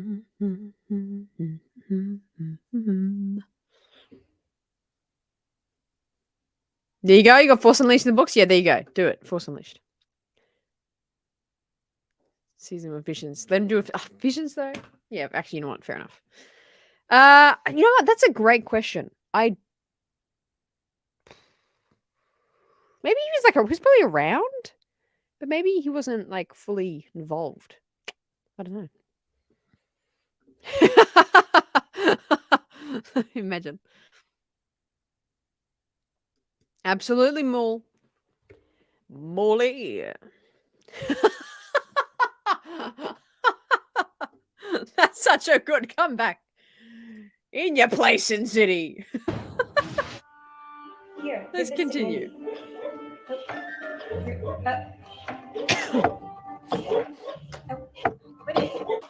Whatever, I'll just do it myself. This week's Deep Dive explores the dark side of the series. We sat down with cast and creators to talk about the Inquisitor and Ezra's clouded past. What characteristics are most important to keep in mind when you're creating a new villain for Star Wars, like the Inquisitor? It's important to understand what their ideology is, right? What really defines them as a villain, why they've embarked on this role. What makes the Inquisitor great for me, almost more than the look of it, is Inquisitor the content. voice. Let's go. Jason does such a fantastic job. He's awesome at being this guy and bringing a calmness to his evil, an intellectual aspect to his evil that we haven't really had so much before. How is the concept of the Inquisitor inspired by the old expanded universe? There's always been this idea for as long as I can remember of some type of Jedi hunting Inquisitor. I've heard that rumor, Julie, too. I reckon that could be true, Julie. Role-playing game and what we have in I'm down Rebels. for it. In the old game, the primary purpose that they served was to give your Jedi characters a challenge because you couldn't sick Vader against your characters because they would die. Have the show's creators shared the full backstory of Ezra's history with you? They have not shared the full backstory. I'm lucky to get anything that's even in the episode. I'm like, does this mean exactly what I think it means? That's how like discreet it is. I think the ideas about what the Bridgers had been up to were some of our earliest conversations. You know, once we had moved beyond this idea of this group of rebels on this ghost, and we started talking a lot about this kid and what kind of life he would have come from. It's very important when we're developing our characters to get a sense of who they are and where they come from. But at the same time, none of that gets fully baked until it gets exposed in the course of the show. We have a version of the events, and then as his character evolves and we think we can tell the best story and get the best emotional response from the character, from the audience, we kind of tailor things towards that. And you have kind of an end game in mind, but you have to be open to opportunities that come along the way. Over the last week, you've sent us your questions about Empire Days, so we tracked down the story group's Pablo Hidalgo to get his answer. All right, Pablo. John Mauer _power asks, John Kanan is Mauer often Power. outmatched by the Inquisitor, but does that have more to do with Kanan's limitations or the Inquisitor's power? Well, I mean, it's obviously True, Ben. of But I both. hope this makes it go But I faster. think what we can't forget about this time frame is Kanan's level of Jedi training. He never completed his Jedi training. You get the sense of that if you've read A New Dawn, but that's going to become more and more apparent as the series progresses. Awesome. Keep your questions coming to @StarWars using the hashtag RebelsRecon. Nice.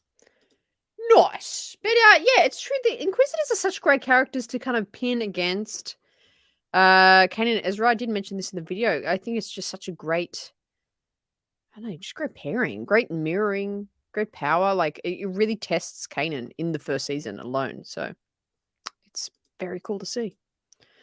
Very cool to see. Let's keep going on. Path of a Jedi. This was a cool episode. This is going to be a long stream. We're an hour and 40 in. We ain't stopping. I hope you're having a good time. Good evening. It's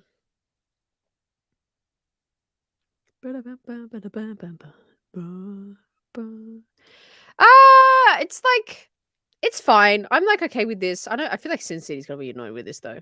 But I don't mind it. Like I think Ahsoka is like I think because it's not serious, you know what I mean? Like in theory, like, oh yeah, it's kind of just an extension of what happened in Rebels, but it's Ahsoka. Like, but I don't really get cut up that people call it that. They do seem very inquisitive. They do. In terms of being inquisitive, they nail that. They're so good at being inquisitive. Hey guys, this is Andy from StarWars.com. Welcome back to Lucasfilm headquarters in the second half of Star Wars Rebels Season 1. Yeah, we're kicking things off with a look at Path of the Jedi. This is Yes, Rebels Sin Recon. City. I knew you know. You don't even have to say it, brother. I know.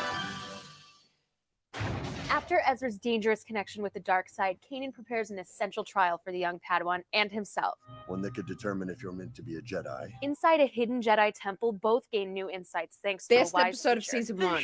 This episode. Remember you nothing of your own training. Together, Master and Apprentice move forward in their journeys, and Ezra completes an ancient rite of passage. Julie! The editorial team showed us their work process that goes into every episode of Star Wars Rebels. This is part 1 of a 2-part series. It's an editor's job to be the spokesperson for the audience, to look at the content of the episode and think, how would I perceive this as an audience member? I really try to keep I myself love in the this dark chat. a little bit. I love early this on chat. in the You guys are process, great. So that when it is time for me to do my job, I can see things that people have, that have read the script over and over and over again. They kind of glaze over things. A lot of our episodes have a lot of space battles and fast cuts, visceral, emotional editing that really pulls you into the scene. But this episode, we wanted to kind of slow the pace down a little bit to focus more on Ezra and Kanan's journey together. And then just making sure that story points throughout the entire episode link up, so that if this action happens in the early part of the show, that thought needs to be continued through the show. I kind of have to keep an eye out and make sure that we're constantly telling a clear story and just making sure everything makes sense. It's the biggest part of our job. The purpose group. This is the best chat I've ever seen. Oh, I'm so happy. I hope you're having a great time. This week, we met with cast and creators to discuss that mystical energy field that binds the galaxy together.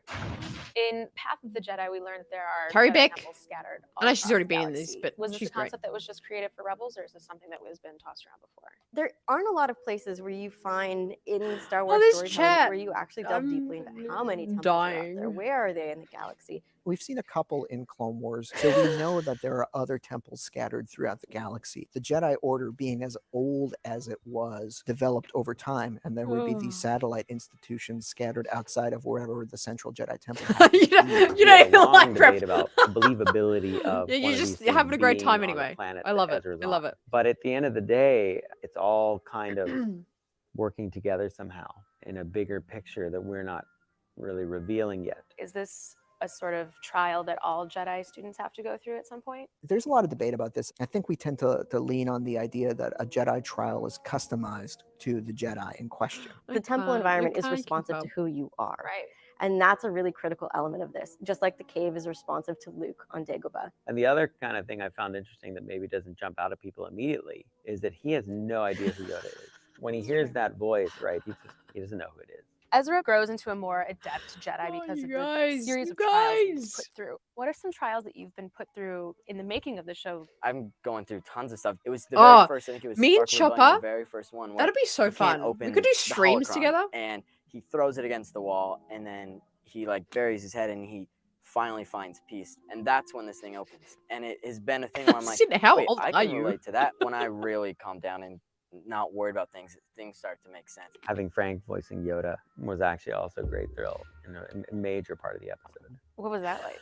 Yeah, I've worked now 10 years on Star Wars almost, and I have a lot of great memories. Definitely, you know, of course, working with George is number one. To think that like years later in my life that I would be working with Frank Oz on Yoda dialogue. You just kind of step back and you look and you're like, wow, I didn't see being here. I love this. Over the break, you sent us tons of questions about the show, so we went to the story group's Pablo Hidalgo to get answers. Eric Geller wants to know, are stormtroopers... Oh, God. Chat, you are setting me off today.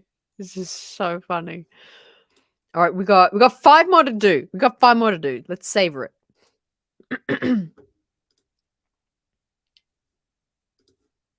Oh, I remember this one. Lando's in this, remember? Hey guys, this is Andy from StarWars.com bringing you a behind-the-scenes look at Idiots Array, the newest episode of Star Wars Rebels, where the crew takes a job with an unlikely ally. This is Rebels Recon. They should do this for the Ahsoka show. They should do this for all live action shows, like these little snippets. In a high-stakes game of That'd be so Sabacc, cool. Zeb loses Chopper to one Lando Calrissian, who promises to return the droid in exchange for passage past Lothal's Imperial blockade. Oh, you're quite the pilot. The smooth-talking smuggler does little to gain the group's trust and leads them from one dangerous situation to another. We're done here. Pay us and we'll be on our way. With all debts mostly paid, Chopper rejoins the Ghost crew, and they finally realize the astromech is an essential part of the team. B Dilly. What the This fuck week did we're I back- just say? B Dilly?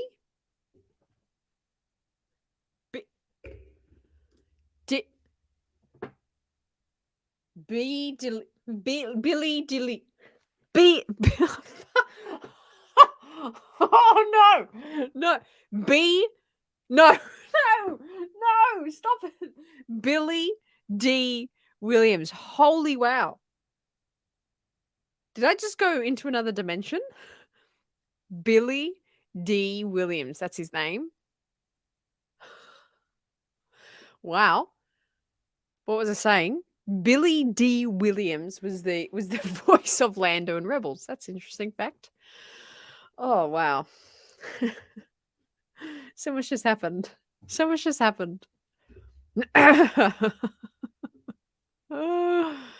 Oh my word. That was a struggle and a half. Wrapping up our series Let's with the Star Wars continue. Rebels editorial team by taking a look at the technical side of their work.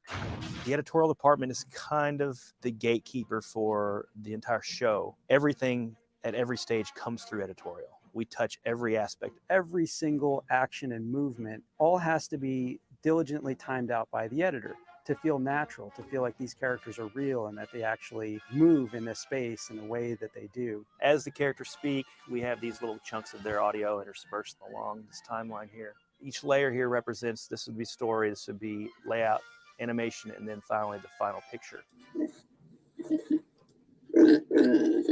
Papa Between Pigs, the two editors, man. we'll have 4 shows in story phase, a show in layout phase, a show in animation phase, and a show in lighting. Our timelines are constantly being updated. It's a lot of work. There's a lot of stuff on the Oh. timeline, and you can see why folks like us need glasses or contact lenses, because you're staring at a lot of little tiny pieces all day long.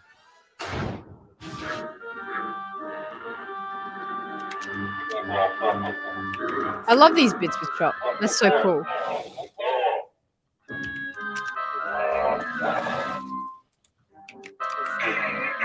It's not your fault. It's really, really hard. This week marked the highly anticipated return of a fan favorite character. We talked with casting crew about the old smoothie himself and his game of choice, Sabacc. Lando shows up in Idiot's Array, and it looks like he's just getting into the mining game. Where is the character's development at this point? I think you have to remember that the Lando that you see Ugh. in Idiot's Array is very much a smuggler and a schemer. He is. What's happened? Wait, where's chat? Is my chat broken?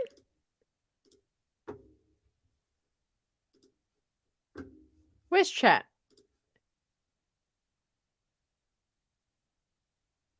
Are we live? Are you guys here? Are you guys there?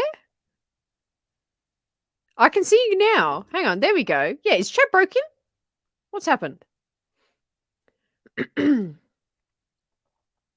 What just happened? What just happened? It's back. Brady, we're live for Brady. Okay, Danny, I see you. Oh my god, that was terrifying. What happened? Where'd you guys go? Chat went down. Chat went down because I couldn't figure out how to. Did you guys? This is really embarrassing. I'm hoping this was like off camera somehow. Did you guys hear when I just had a meltdown trying to pronounce Billy D. Williams? Broken. No, got fix. That's hilarious. Zeke, we're back. Mike is here. Okay, we're back. That was terrifying. That was terrifying. Debbie's here still. Yeah, true. It didn't cope with Lightning's octopus migration facts. Oh, did you? Oh, no. That's true. You threw me off. I couldn't pronounce Billy D. Williams. I don't know what was happening. Asked if Billy D was B. Dilly was my street name. You know what?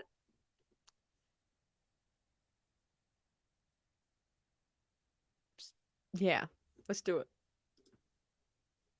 Isn't really legit at this moment. He's operating on the fringes. Lando's probably more like a scheme a week kind of guy. He may be into mining this week. He may be into used starship sales the next week. He might end up producing a stage play the week really after did, that. Julie. Like It he really strikes did. us as a kind of character who has a lot of irons in the fire. Only Hera really has a lot of experience with guys like Lando. So she kind of sniffs him out as being full of it right from the start. What did Hera, think of him? Insofar as he could be useful, that's fantastic. The way he speaks to her, not so much. But it's nothing she can't handle. Now, fangirl Vanessa, when I saw that name on the page, I had a heart attack. And several times during the episode, Freddie would turn to me and say, "Do you know what this means?" The cast gets so excited when Billy D is going to be there, and then I never put them in the room with Billy D because I don't think they could handle it. Lando's so charismatic and his personality is so defined by his voice that you couldn't not have Billy D in it. Right. The game of Sabacc is the stuff of legend in Star Wars. I mean, Lando lost the Millennium Falcon to Han Solo playing this game, but this is the first time we actually see it. How did you go about creating it for the episode? You have to get out the rules. And I asked Pablo and Leland, what are the exact rules? It's just too fun, Indy, isn't it? Of course they know. It's too fun. What I did for that was not only make sure that the gameplay made sense in the Be course of the Dilly. episode, but I also Wow, provided game attack. ABC, That would be a our good one. concept artist on the show, that original set of Be cards. Dilly in the so then she could house. make cards that weren't exactly that, but Be made Dilly. sense, that the values made sense Don't on the come at card me. faces. I'm Be glad Dilly. that we're able to keep that Sabacc mythology alive in a show like this. If the Rebels cast got together to play a card game like Sabacc, how do you think Vanessa! that would go down? Ooh. Steve's probably got like a pocket full of extra cards. Or... No, I would pick Freddie. She could have played Hera. She could have played live action Hera. You get me? Put her in the what are they called? Tails? Head tails? She could have been live action Hera. Oh, yeah. I think Freddie would win. Don't tell Freddie I said that. Freddie's really smart and he's street smart. So it's a deadly combination. We loved reading your reactions to Path of the Jedi. And as always, took your questions to Pablo Hidalgo for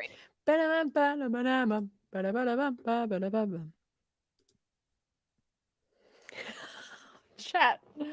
Oh man. Yeah, she really could, right? Micah agreeing. Yeah, see, there we go. The Adventures of K. Diddy Broman and B. Dilly. I gotta write this down. I'm gonna write these names down. I'm gonna forget them. They're unforgettable names. What is it? K. What did I say? K. Diddy Broman. K. Diddy Broman. K. Diddy Broman and B. Dilly. All right. We got it. We got a chat. Oh man, what is my life? What is my life? Thank you. Yeah, it's cool, eh? It's good. It's good. EB Games. EB Games, man. Go look. Sounds like a band. KDD Bro Man Biddy Lee. Please welcome to the stage. KDD Bro Man and Biddy Lee. Hang on. Then this music starts. Oh no, that's not fun. Here we go. Please welcome to the stage. Your favorites. My friend and yours. KDD Broman and B. Dilly.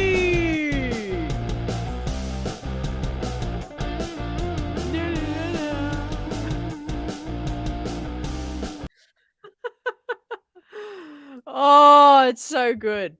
So good. Damn it, it's good. Oh, I feel like I'm on crack, dude. This is awesome. You know what? To be honest, I've been so loose with the planning of that, but I guess so. I guess we do it. Or I'm thinking of actually doing it on your Friday, my Saturday, because that's fun. I don't know. Oh, we're having so much fun today, aren't we? Just, aren't we? Just, what are we doing? What are we doing? Vision of Hope. Let's go. Let's go. Streaming for almost 2 hours. All right. Can you guys wait there? We've been here for quite a while. I'm not usually here for this long. Stay right there. Don't move. Talk amongst yourself.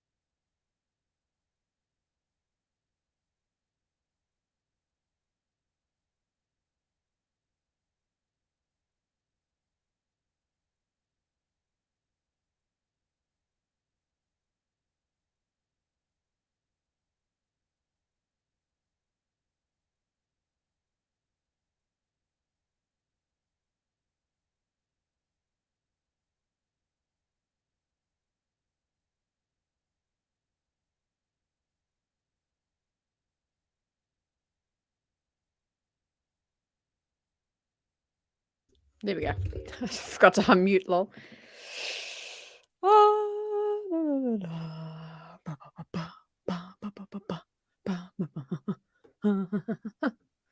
So if the home idea of the whaling industry, do you think the triangles would ever be successful in containers?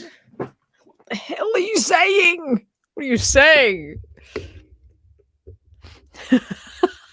Chat, you are nuts today. This is nuts. Come on, let's crank it. We've only got 4 to go. We got this.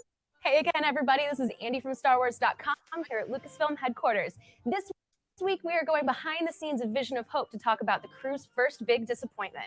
This is Rebels Recon.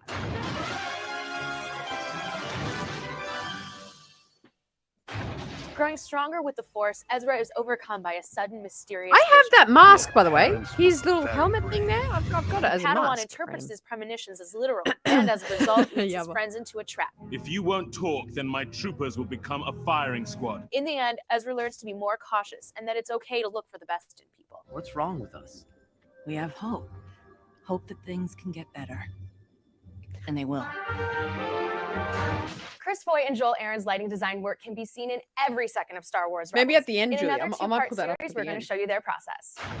Lighting is something that needs to be thought of in anything, from the very beginning of a project to the very end. I of it, love no this matter guy, how Joel. visual or non-visual He's so it is. cool. He's so chill. Because I want to hang out with we this as guy. humans react to shapes.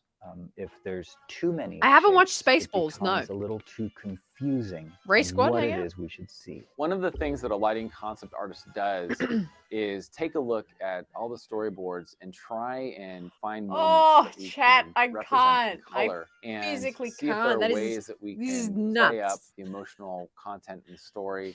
And then in Ugh. the end, the idea is that we'll have a finished painting that represents that point in the episode as clearly as possible. It may not be the action that is taking place in the frame. It may not be the words spoken or the expression on a character's face, but it can be the lighting that gives you this mood. We try and do that with lighting that's a good point. by showing color that will make you feel what the characters are feeling at that moment. There's no accidental lighting. We don't just turn lights on and put our characters in place. There's a lot of thought that goes into that, as does with major motion pictures. It is. Working outside the Captain law tends Rexy to come behind with me? the added threat of betrayal. We're talking about trust, lies, and secrets with cast and crew in this week's Deep Dive. Yeah, Joel's so fun. In the first half of the season, Gul Travis seems like he's going to be a really powerful ally for the crew, but that turns out to be a charade. Was it always the intention that he was an Imperial plant, or was that an aspect of his character that developed later on? It started very early on. I think when the idea of the character came together, the thought was that that dynamic was in place. I think it goes with this type of rebel plot. You're probably going to have people that betray you in different sides, and we all like the idea of having like this kind of This has been a crazy vacuum for day. Ezra around What a not having day. parents and having somebody that he wouldn't want to kind of put in that role falsely. Hey, Tim. Unfortunately, in a dull trade. The idea of traitorous communications was something that definitely did happen in World War II, where you'd get people using propaganda to that end. I always find these kind of things interesting because when you work on I like them, Dave's you jacket there. wonder That's how a much good. does the That's a audience nice know or jacket. not know You know what I or mean? realize, and the crew on Makes it Rebels hot. that work on the show would be like, "Oh my gosh, some fans are onto it from day one." Yeah, and I'm like, oh "Well, my God, look, yeah, that's the think whole the same point. thing. Is like we do leave clues. There are little things you can catch as far as what Gul Travis's real intentions are throughout the previous episodes. From his earliest appearance, when he started leaving getting that information breathless out reading about this Luminara chat. and Dooley being out there, there was already fans wondering whether or not that was a trap in terms of Gul Travis, whether or not he was in on it. Creating the look for Gul Travis, did you know that he would be part of an Imperial plot? No, it was fiendishly clever. Who's Travis? Is that the? Is that? So then there's that the- no visual hints whatsoever. Like about the it. honestly, governor or if anything, something? we just looked at Or like mayor senators, and generic then senators from the prequels and oh, sort of senator. went, He's well, what senator, would that and then be? he The same can be he separated. was kind of on the rebel mysterious side, characters and like then he Vulcan. turned on There the. are That's right. clues here and there that kind of lead you or distract you or mislead you because we know people are looking for stuff. So as much as we can put things that direct you in the right way, we can put things that mislead you and send you down the wrong path. And then it's just fun to hear what people are saying online. Were Sin, you you're aware killing during me. those early episodes? You're killing that me. he- No clue. I had no clue, and I was devastated. Oh. I really was. So that was not acting. I was really upset. But I mean, as always, Hera handled it like a boss. Sure. Handed him the unloaded blaster. That's right. You know? Yeah, Like a boss. So as you're working on this series, do you find that you are becoming more like her in real life? No You guys way. had a ton of questions about Idiots of Rex. So as always, we tracked down the story group's Pablo Hidalgo for answers. I can't. Becoming more like her in real life.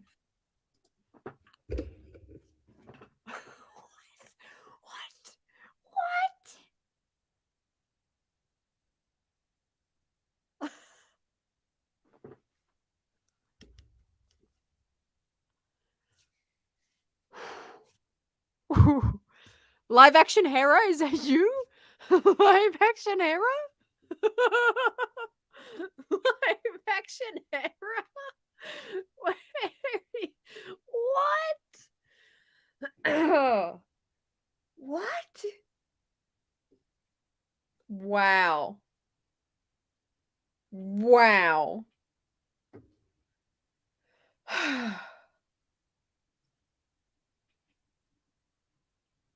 I'm gonna see that in my nightmares, my dreams, everything. How is this? How are you not talking about this? I gotta show this on Twitter. I gotta find this on Twitter. They're gonna love this. I go. Oh, hang on. I'll keep playing the clip. Not at all. You guys had a ton of questions about Idiot's Array. So as always, we tracked down the story group's Pablo Hidalgo. No, for this is answers. super fun, isn't it? We're having a Okay, blast. Pablo. Brian asks, Oh, Lando doesn't have a ship in the shush. Should have played it in live action, right? It would have been cool. It would have been cool. Right, next one. 50 shades of chat. Are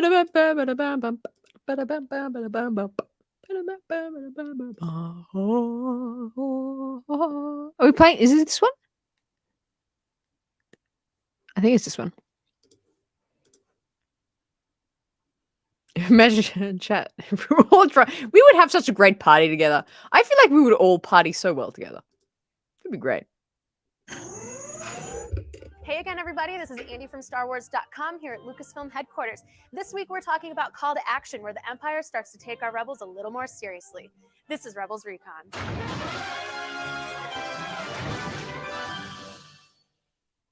Proving to be effective and elusive, the Ghost crew wins the attention of a powerful new enemy. You have allowed a cell of insurgents to flourish right under your nose. Am I correct? Meanwhile, Kanan plans a different kind of attack against the Empire. What? We're gonna send out some kind of inspirational type messages? Exactly. After a daring assault, the Rebels successfully get their message out, but at a serious cost. This isn't over. No, it isn't. To wrap up our look at the lighting of Star Wars Rebels, we're talking to Joel Aaron and Chris Foy about how their work added drama to Call to Action. All of the lighting that we do, all the tricks that we do to try and draw your eye into a character will That's so always true, stem Micah. from And what Sin City, Chris you're Foy onto is something. One You of my can't share favorite all my moments secrets, from Sin this City. episode is the beginning and the introduction of the shuttle flying into the fall. We get some great shots of the city underneath the blue moonlight, and the moment that it comes into the hangar, suddenly everything goes to this gray imperial color. We lit all of this as much as possible like the arrival of the Emperor or the arrival of Vader on the Death Star. Very similar lighting, this very hard top-down lighting. At this sequence toward the end of the episode, we chose to Sin City, use you're a so mad morning about it. sky map with the sun coming up to kind of show the optimism and hope of the moment. Despite the fact that Kanan was captured, we wanted to represent the fact that the message that the rebels were putting together to get out to the rest of the world does in fact get out just moments before the tower collapses. I just want to point something out here, how we're ending. Usually when we're inside this ghost, we have a set of lights that we always have on. But just for this one time, leading into the final episodes, I needed to get as little color out of everything except for the characters as possible. So we get as much of the lighting down on the room and just let the characters be lit so that all you're really left with is everyone except Kanan. And that's how it ends. That's deep.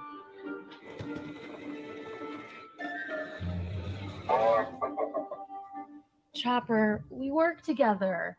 It's really not appropriate.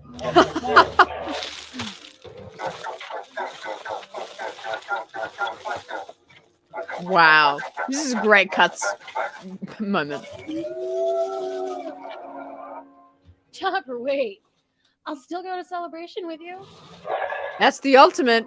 That's the ultimate. In this episode, the series takes an ominous turn with the arrival of one of the galaxy's best bad guys. Learn more about Grand Moff Tarkin in this week's Deep Dive. As an old school Star Wars fan, what was your reaction when you first heard that Grand Moff Tarkin would be appearing on Rebels?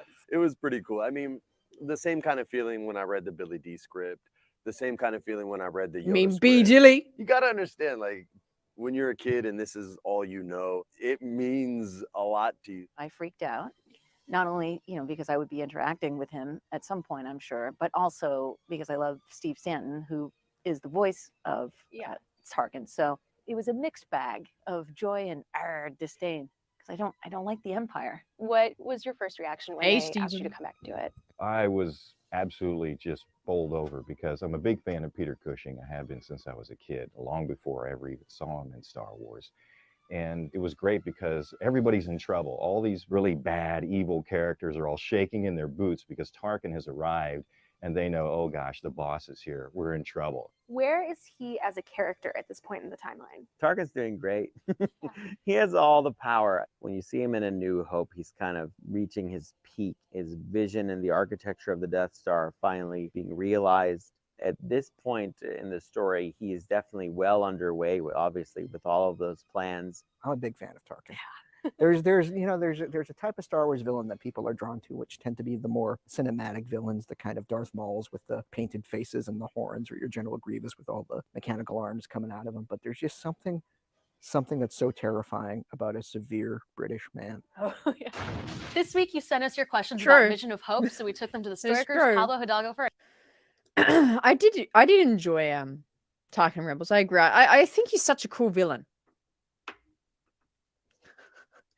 Yes, Thrawn would study the memes of the world if he came to Earth, I reckon. The memes of the world. I love it. Love it. Final 2.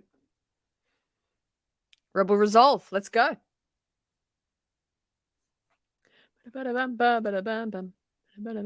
I'm assuming I'm not getting copyrighted for showing all these. Hey again, everybody. This is Andy from StarWars.com. Hey, Andy. I'm here at Lucasfilm Everyone say hi, headquarters. Andy. Today we're talking Rebel Resolve, where the Ghost crew try to discover the location of their captive shipmate.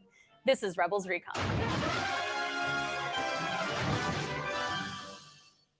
After Andy the Yoda's crew's back. failed attempt to gain information about Kanan's whereabouts, Hera is told to abandon their rescue mission. Protect your unit. To protect It's lunch. It's lunchtime. Oh yeah, it's like midday. Ezra won't give up and goes behind Hera's back, making a risky deal for the information they need. So what do you need? Today, nothing. Tomorrow, or not. Vizago. With Imperial Communications It's on down, the Chopper board. goes undercover on a Vizago. dangerous reconnaissance Vizago mission, and only to Ahsoka. learn that it may be too Calling it late now. to save We're their calling friend. it now. I've only heard that name once. From Kanan. He said Mustafar is where Jedi go to die. In Rebel Resolve, Ezra Okay, and so the Hera Skywalker Academy. That sounds good. So hopefully, yeah, no copyright. We're breaking the rules with Rebels cast and crew in this week's deep dive. Ezra lets Vizago in on Kanan's secret. Do you think that this is something that's going to come back? Indiana, and bite give them, or do let's you ship think him Vizago can your actually Jedi be robe for trusted the with wedding. this information? I wouldn't trust Vizago. I would not eat. I would trust him. No. But what exactly he's going to do with it, I don't know. You know, there is a price on the head of a Jedi, certainly Kanan. And now he knows Ezra's a Jedi as well. So you just don't want people to know that. Do you think, though, that kind of fostering that relationship with them would make him hesitate to sell you out unless it was really, really worth it? Definitely. I do have enough faith in him that he wouldn't sell us out unless he needed to.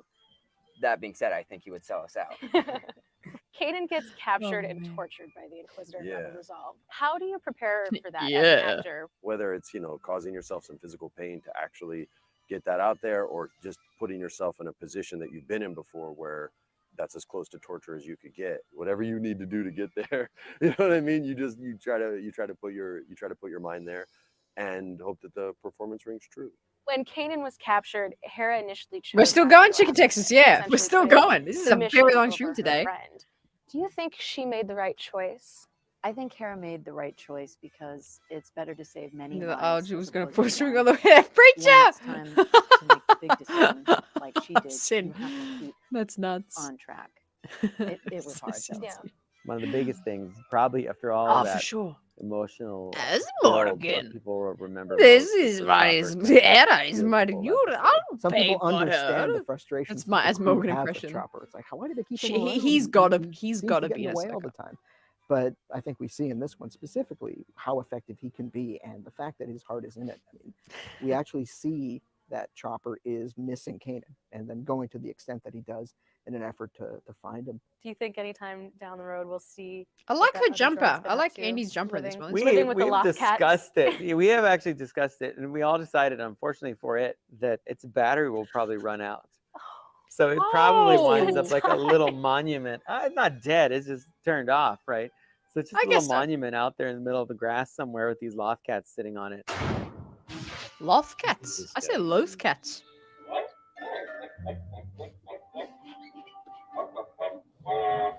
Great. Can we just get this presentation moving already? This is like live footage of like me trying to organize my Are you interview with saying more R5. Chopper means higher ratings? Yeah, I reckon Hanno's still around. He could totally show Wait, up. wait, Chopper. I think you might have this wrong. Let's check something here.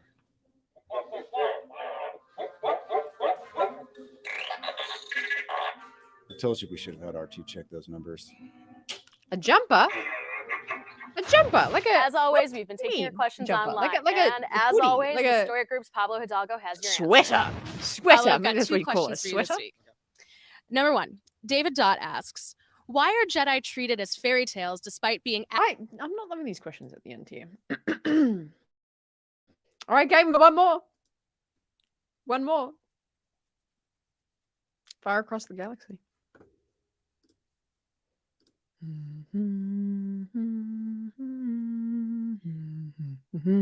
Alexander, there you go.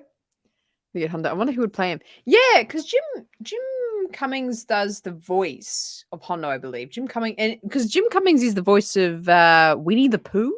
This is a fun fact if you didn't know. The voice of Winnie the Pooh voices Hondo. There you go. I don't. Yeah, he's not really the stature or physical likeness of Hondo, so they would have to get someone else. I don't know who I would cast.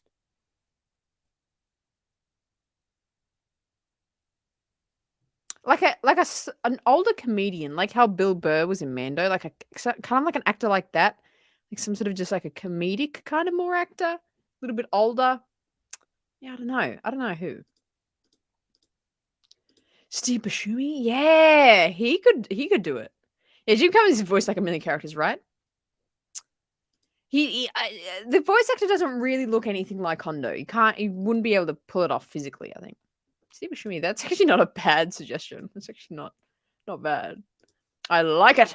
All right, last Rebel Recon for today. For the stream. Let's get into it. Hey again, everybody. This is Hi, Andy Andy. from StarWars.com here at Lucasfilm headquarters. This week, I'm taking you behind the scenes of Fire Across the Galaxy, Johnny the Depp? awesomely exciting Star Wars Rebels That Season would be 1 funny. finale. That'd be good. This I like is that. Rebels Recon.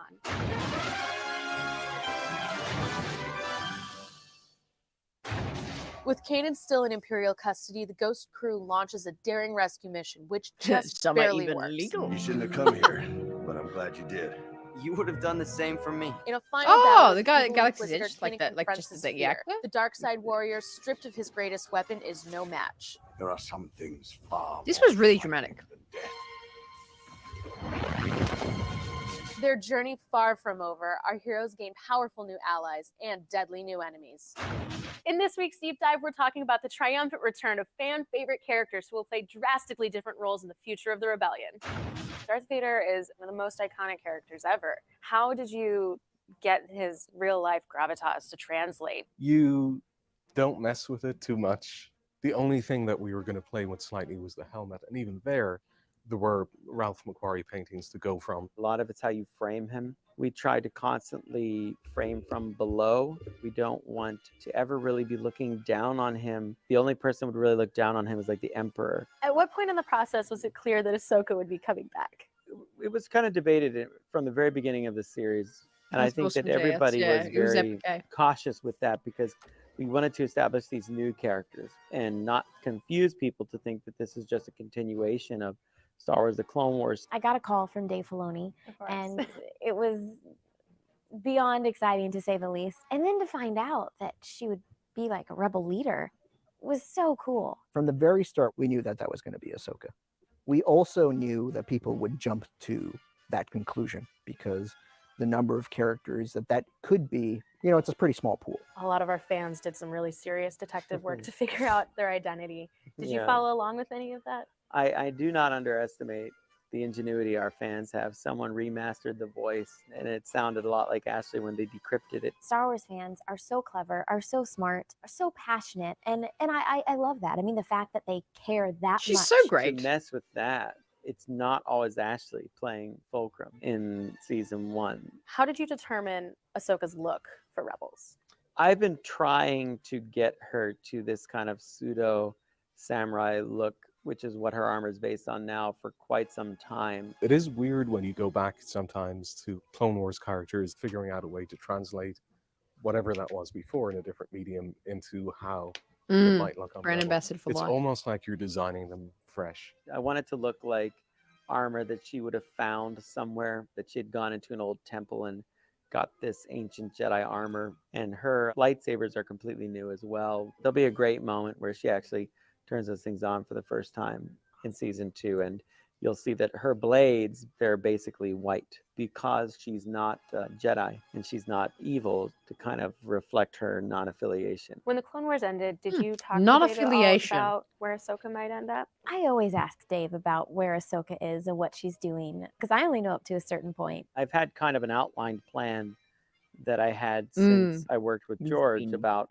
where Ahsoka's Right, progression Steezo? is as far as a When are we getting that character trailer? at different I can't time wait. The periods second of we get the that Star trailer, Wars we're going universe. live talking When about it, people by the ask way. me where she is, Whenever I'm that like, is, in the next she's like eating cupcakes, month. working on a pony farm. Ashley said Ashley something along does the lines of not a know. pony farm. Yeah, she so- doesn't know what she's talking about. She says that stuff because she knows I do not like those things. Hey,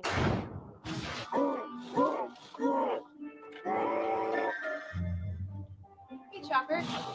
Don't be sad. Season 2 is going to start before you know it. Go have a good break. I'll see you later. See you, Chopper.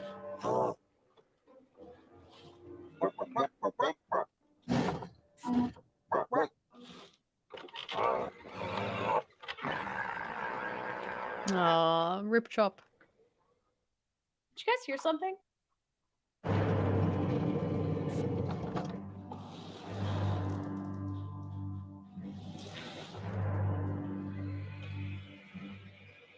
Yeah, right, Indy? Oh, I've been there! You forgot this.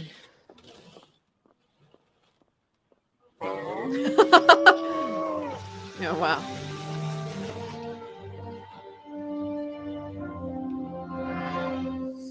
Wow. All season long, you've been sending us your questions online. So for one last time, we tracked down the story group's Paulo Hidalgo for answers. Hey, Paulo, I got you. All right. Wow. And there it is. Season 1. Season 1. Done. Let's get back in here. Jeez, you're close. There we go. There we go. Wow. That was super cool. I really did learn some interesting tidbits of information there.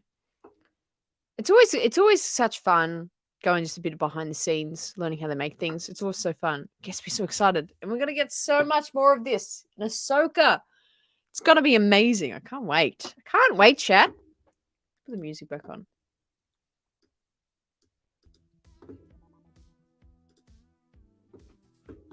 Absolutely.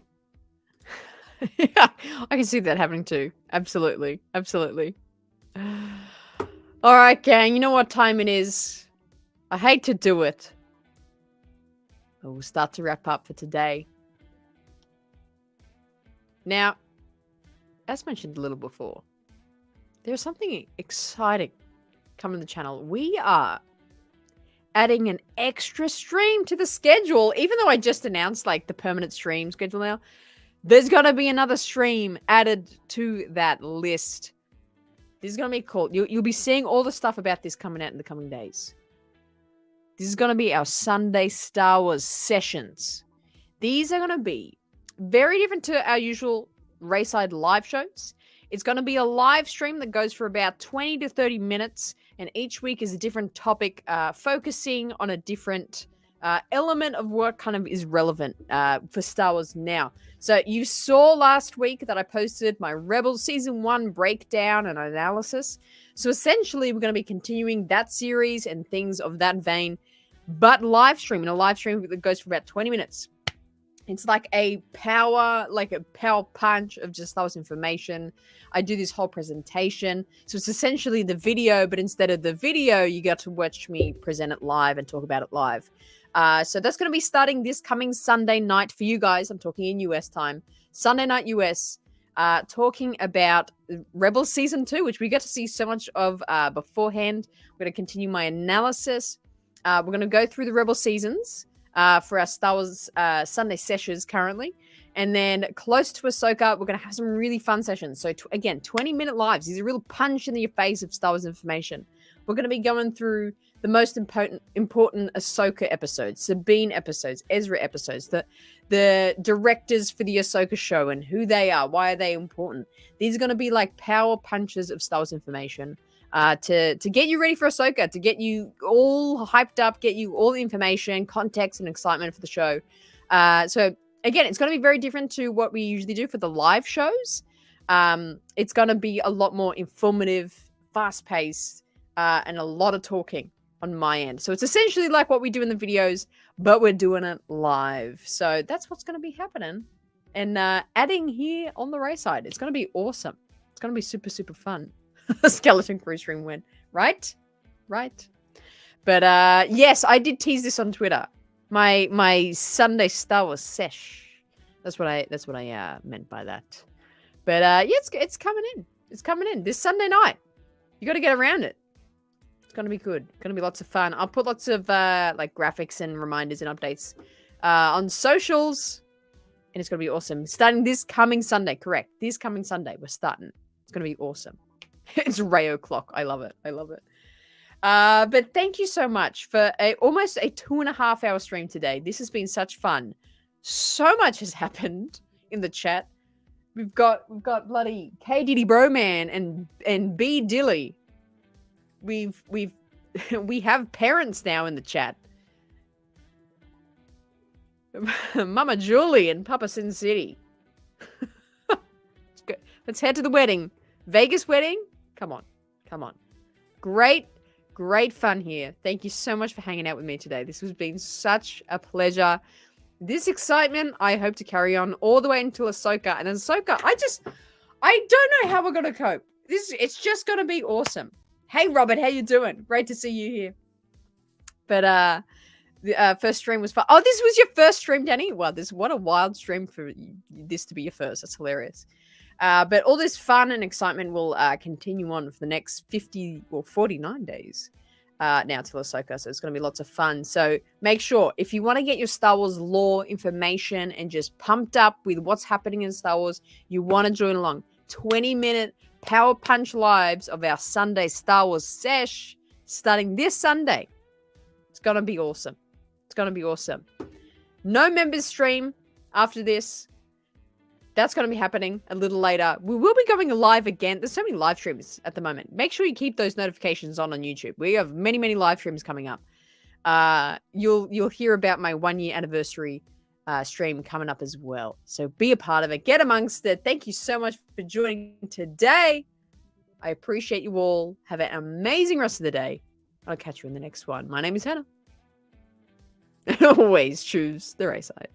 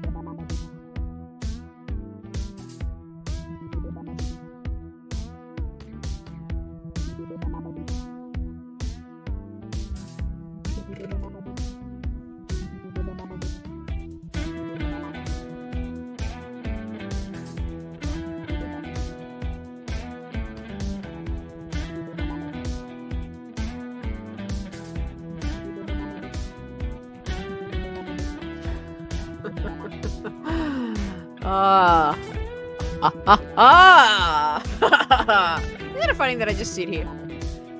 Like this, there are things on the screen, but I'm just sitting here and I'm just staring at the screen. I'm not even doing anything. Alright, I'll catch you later.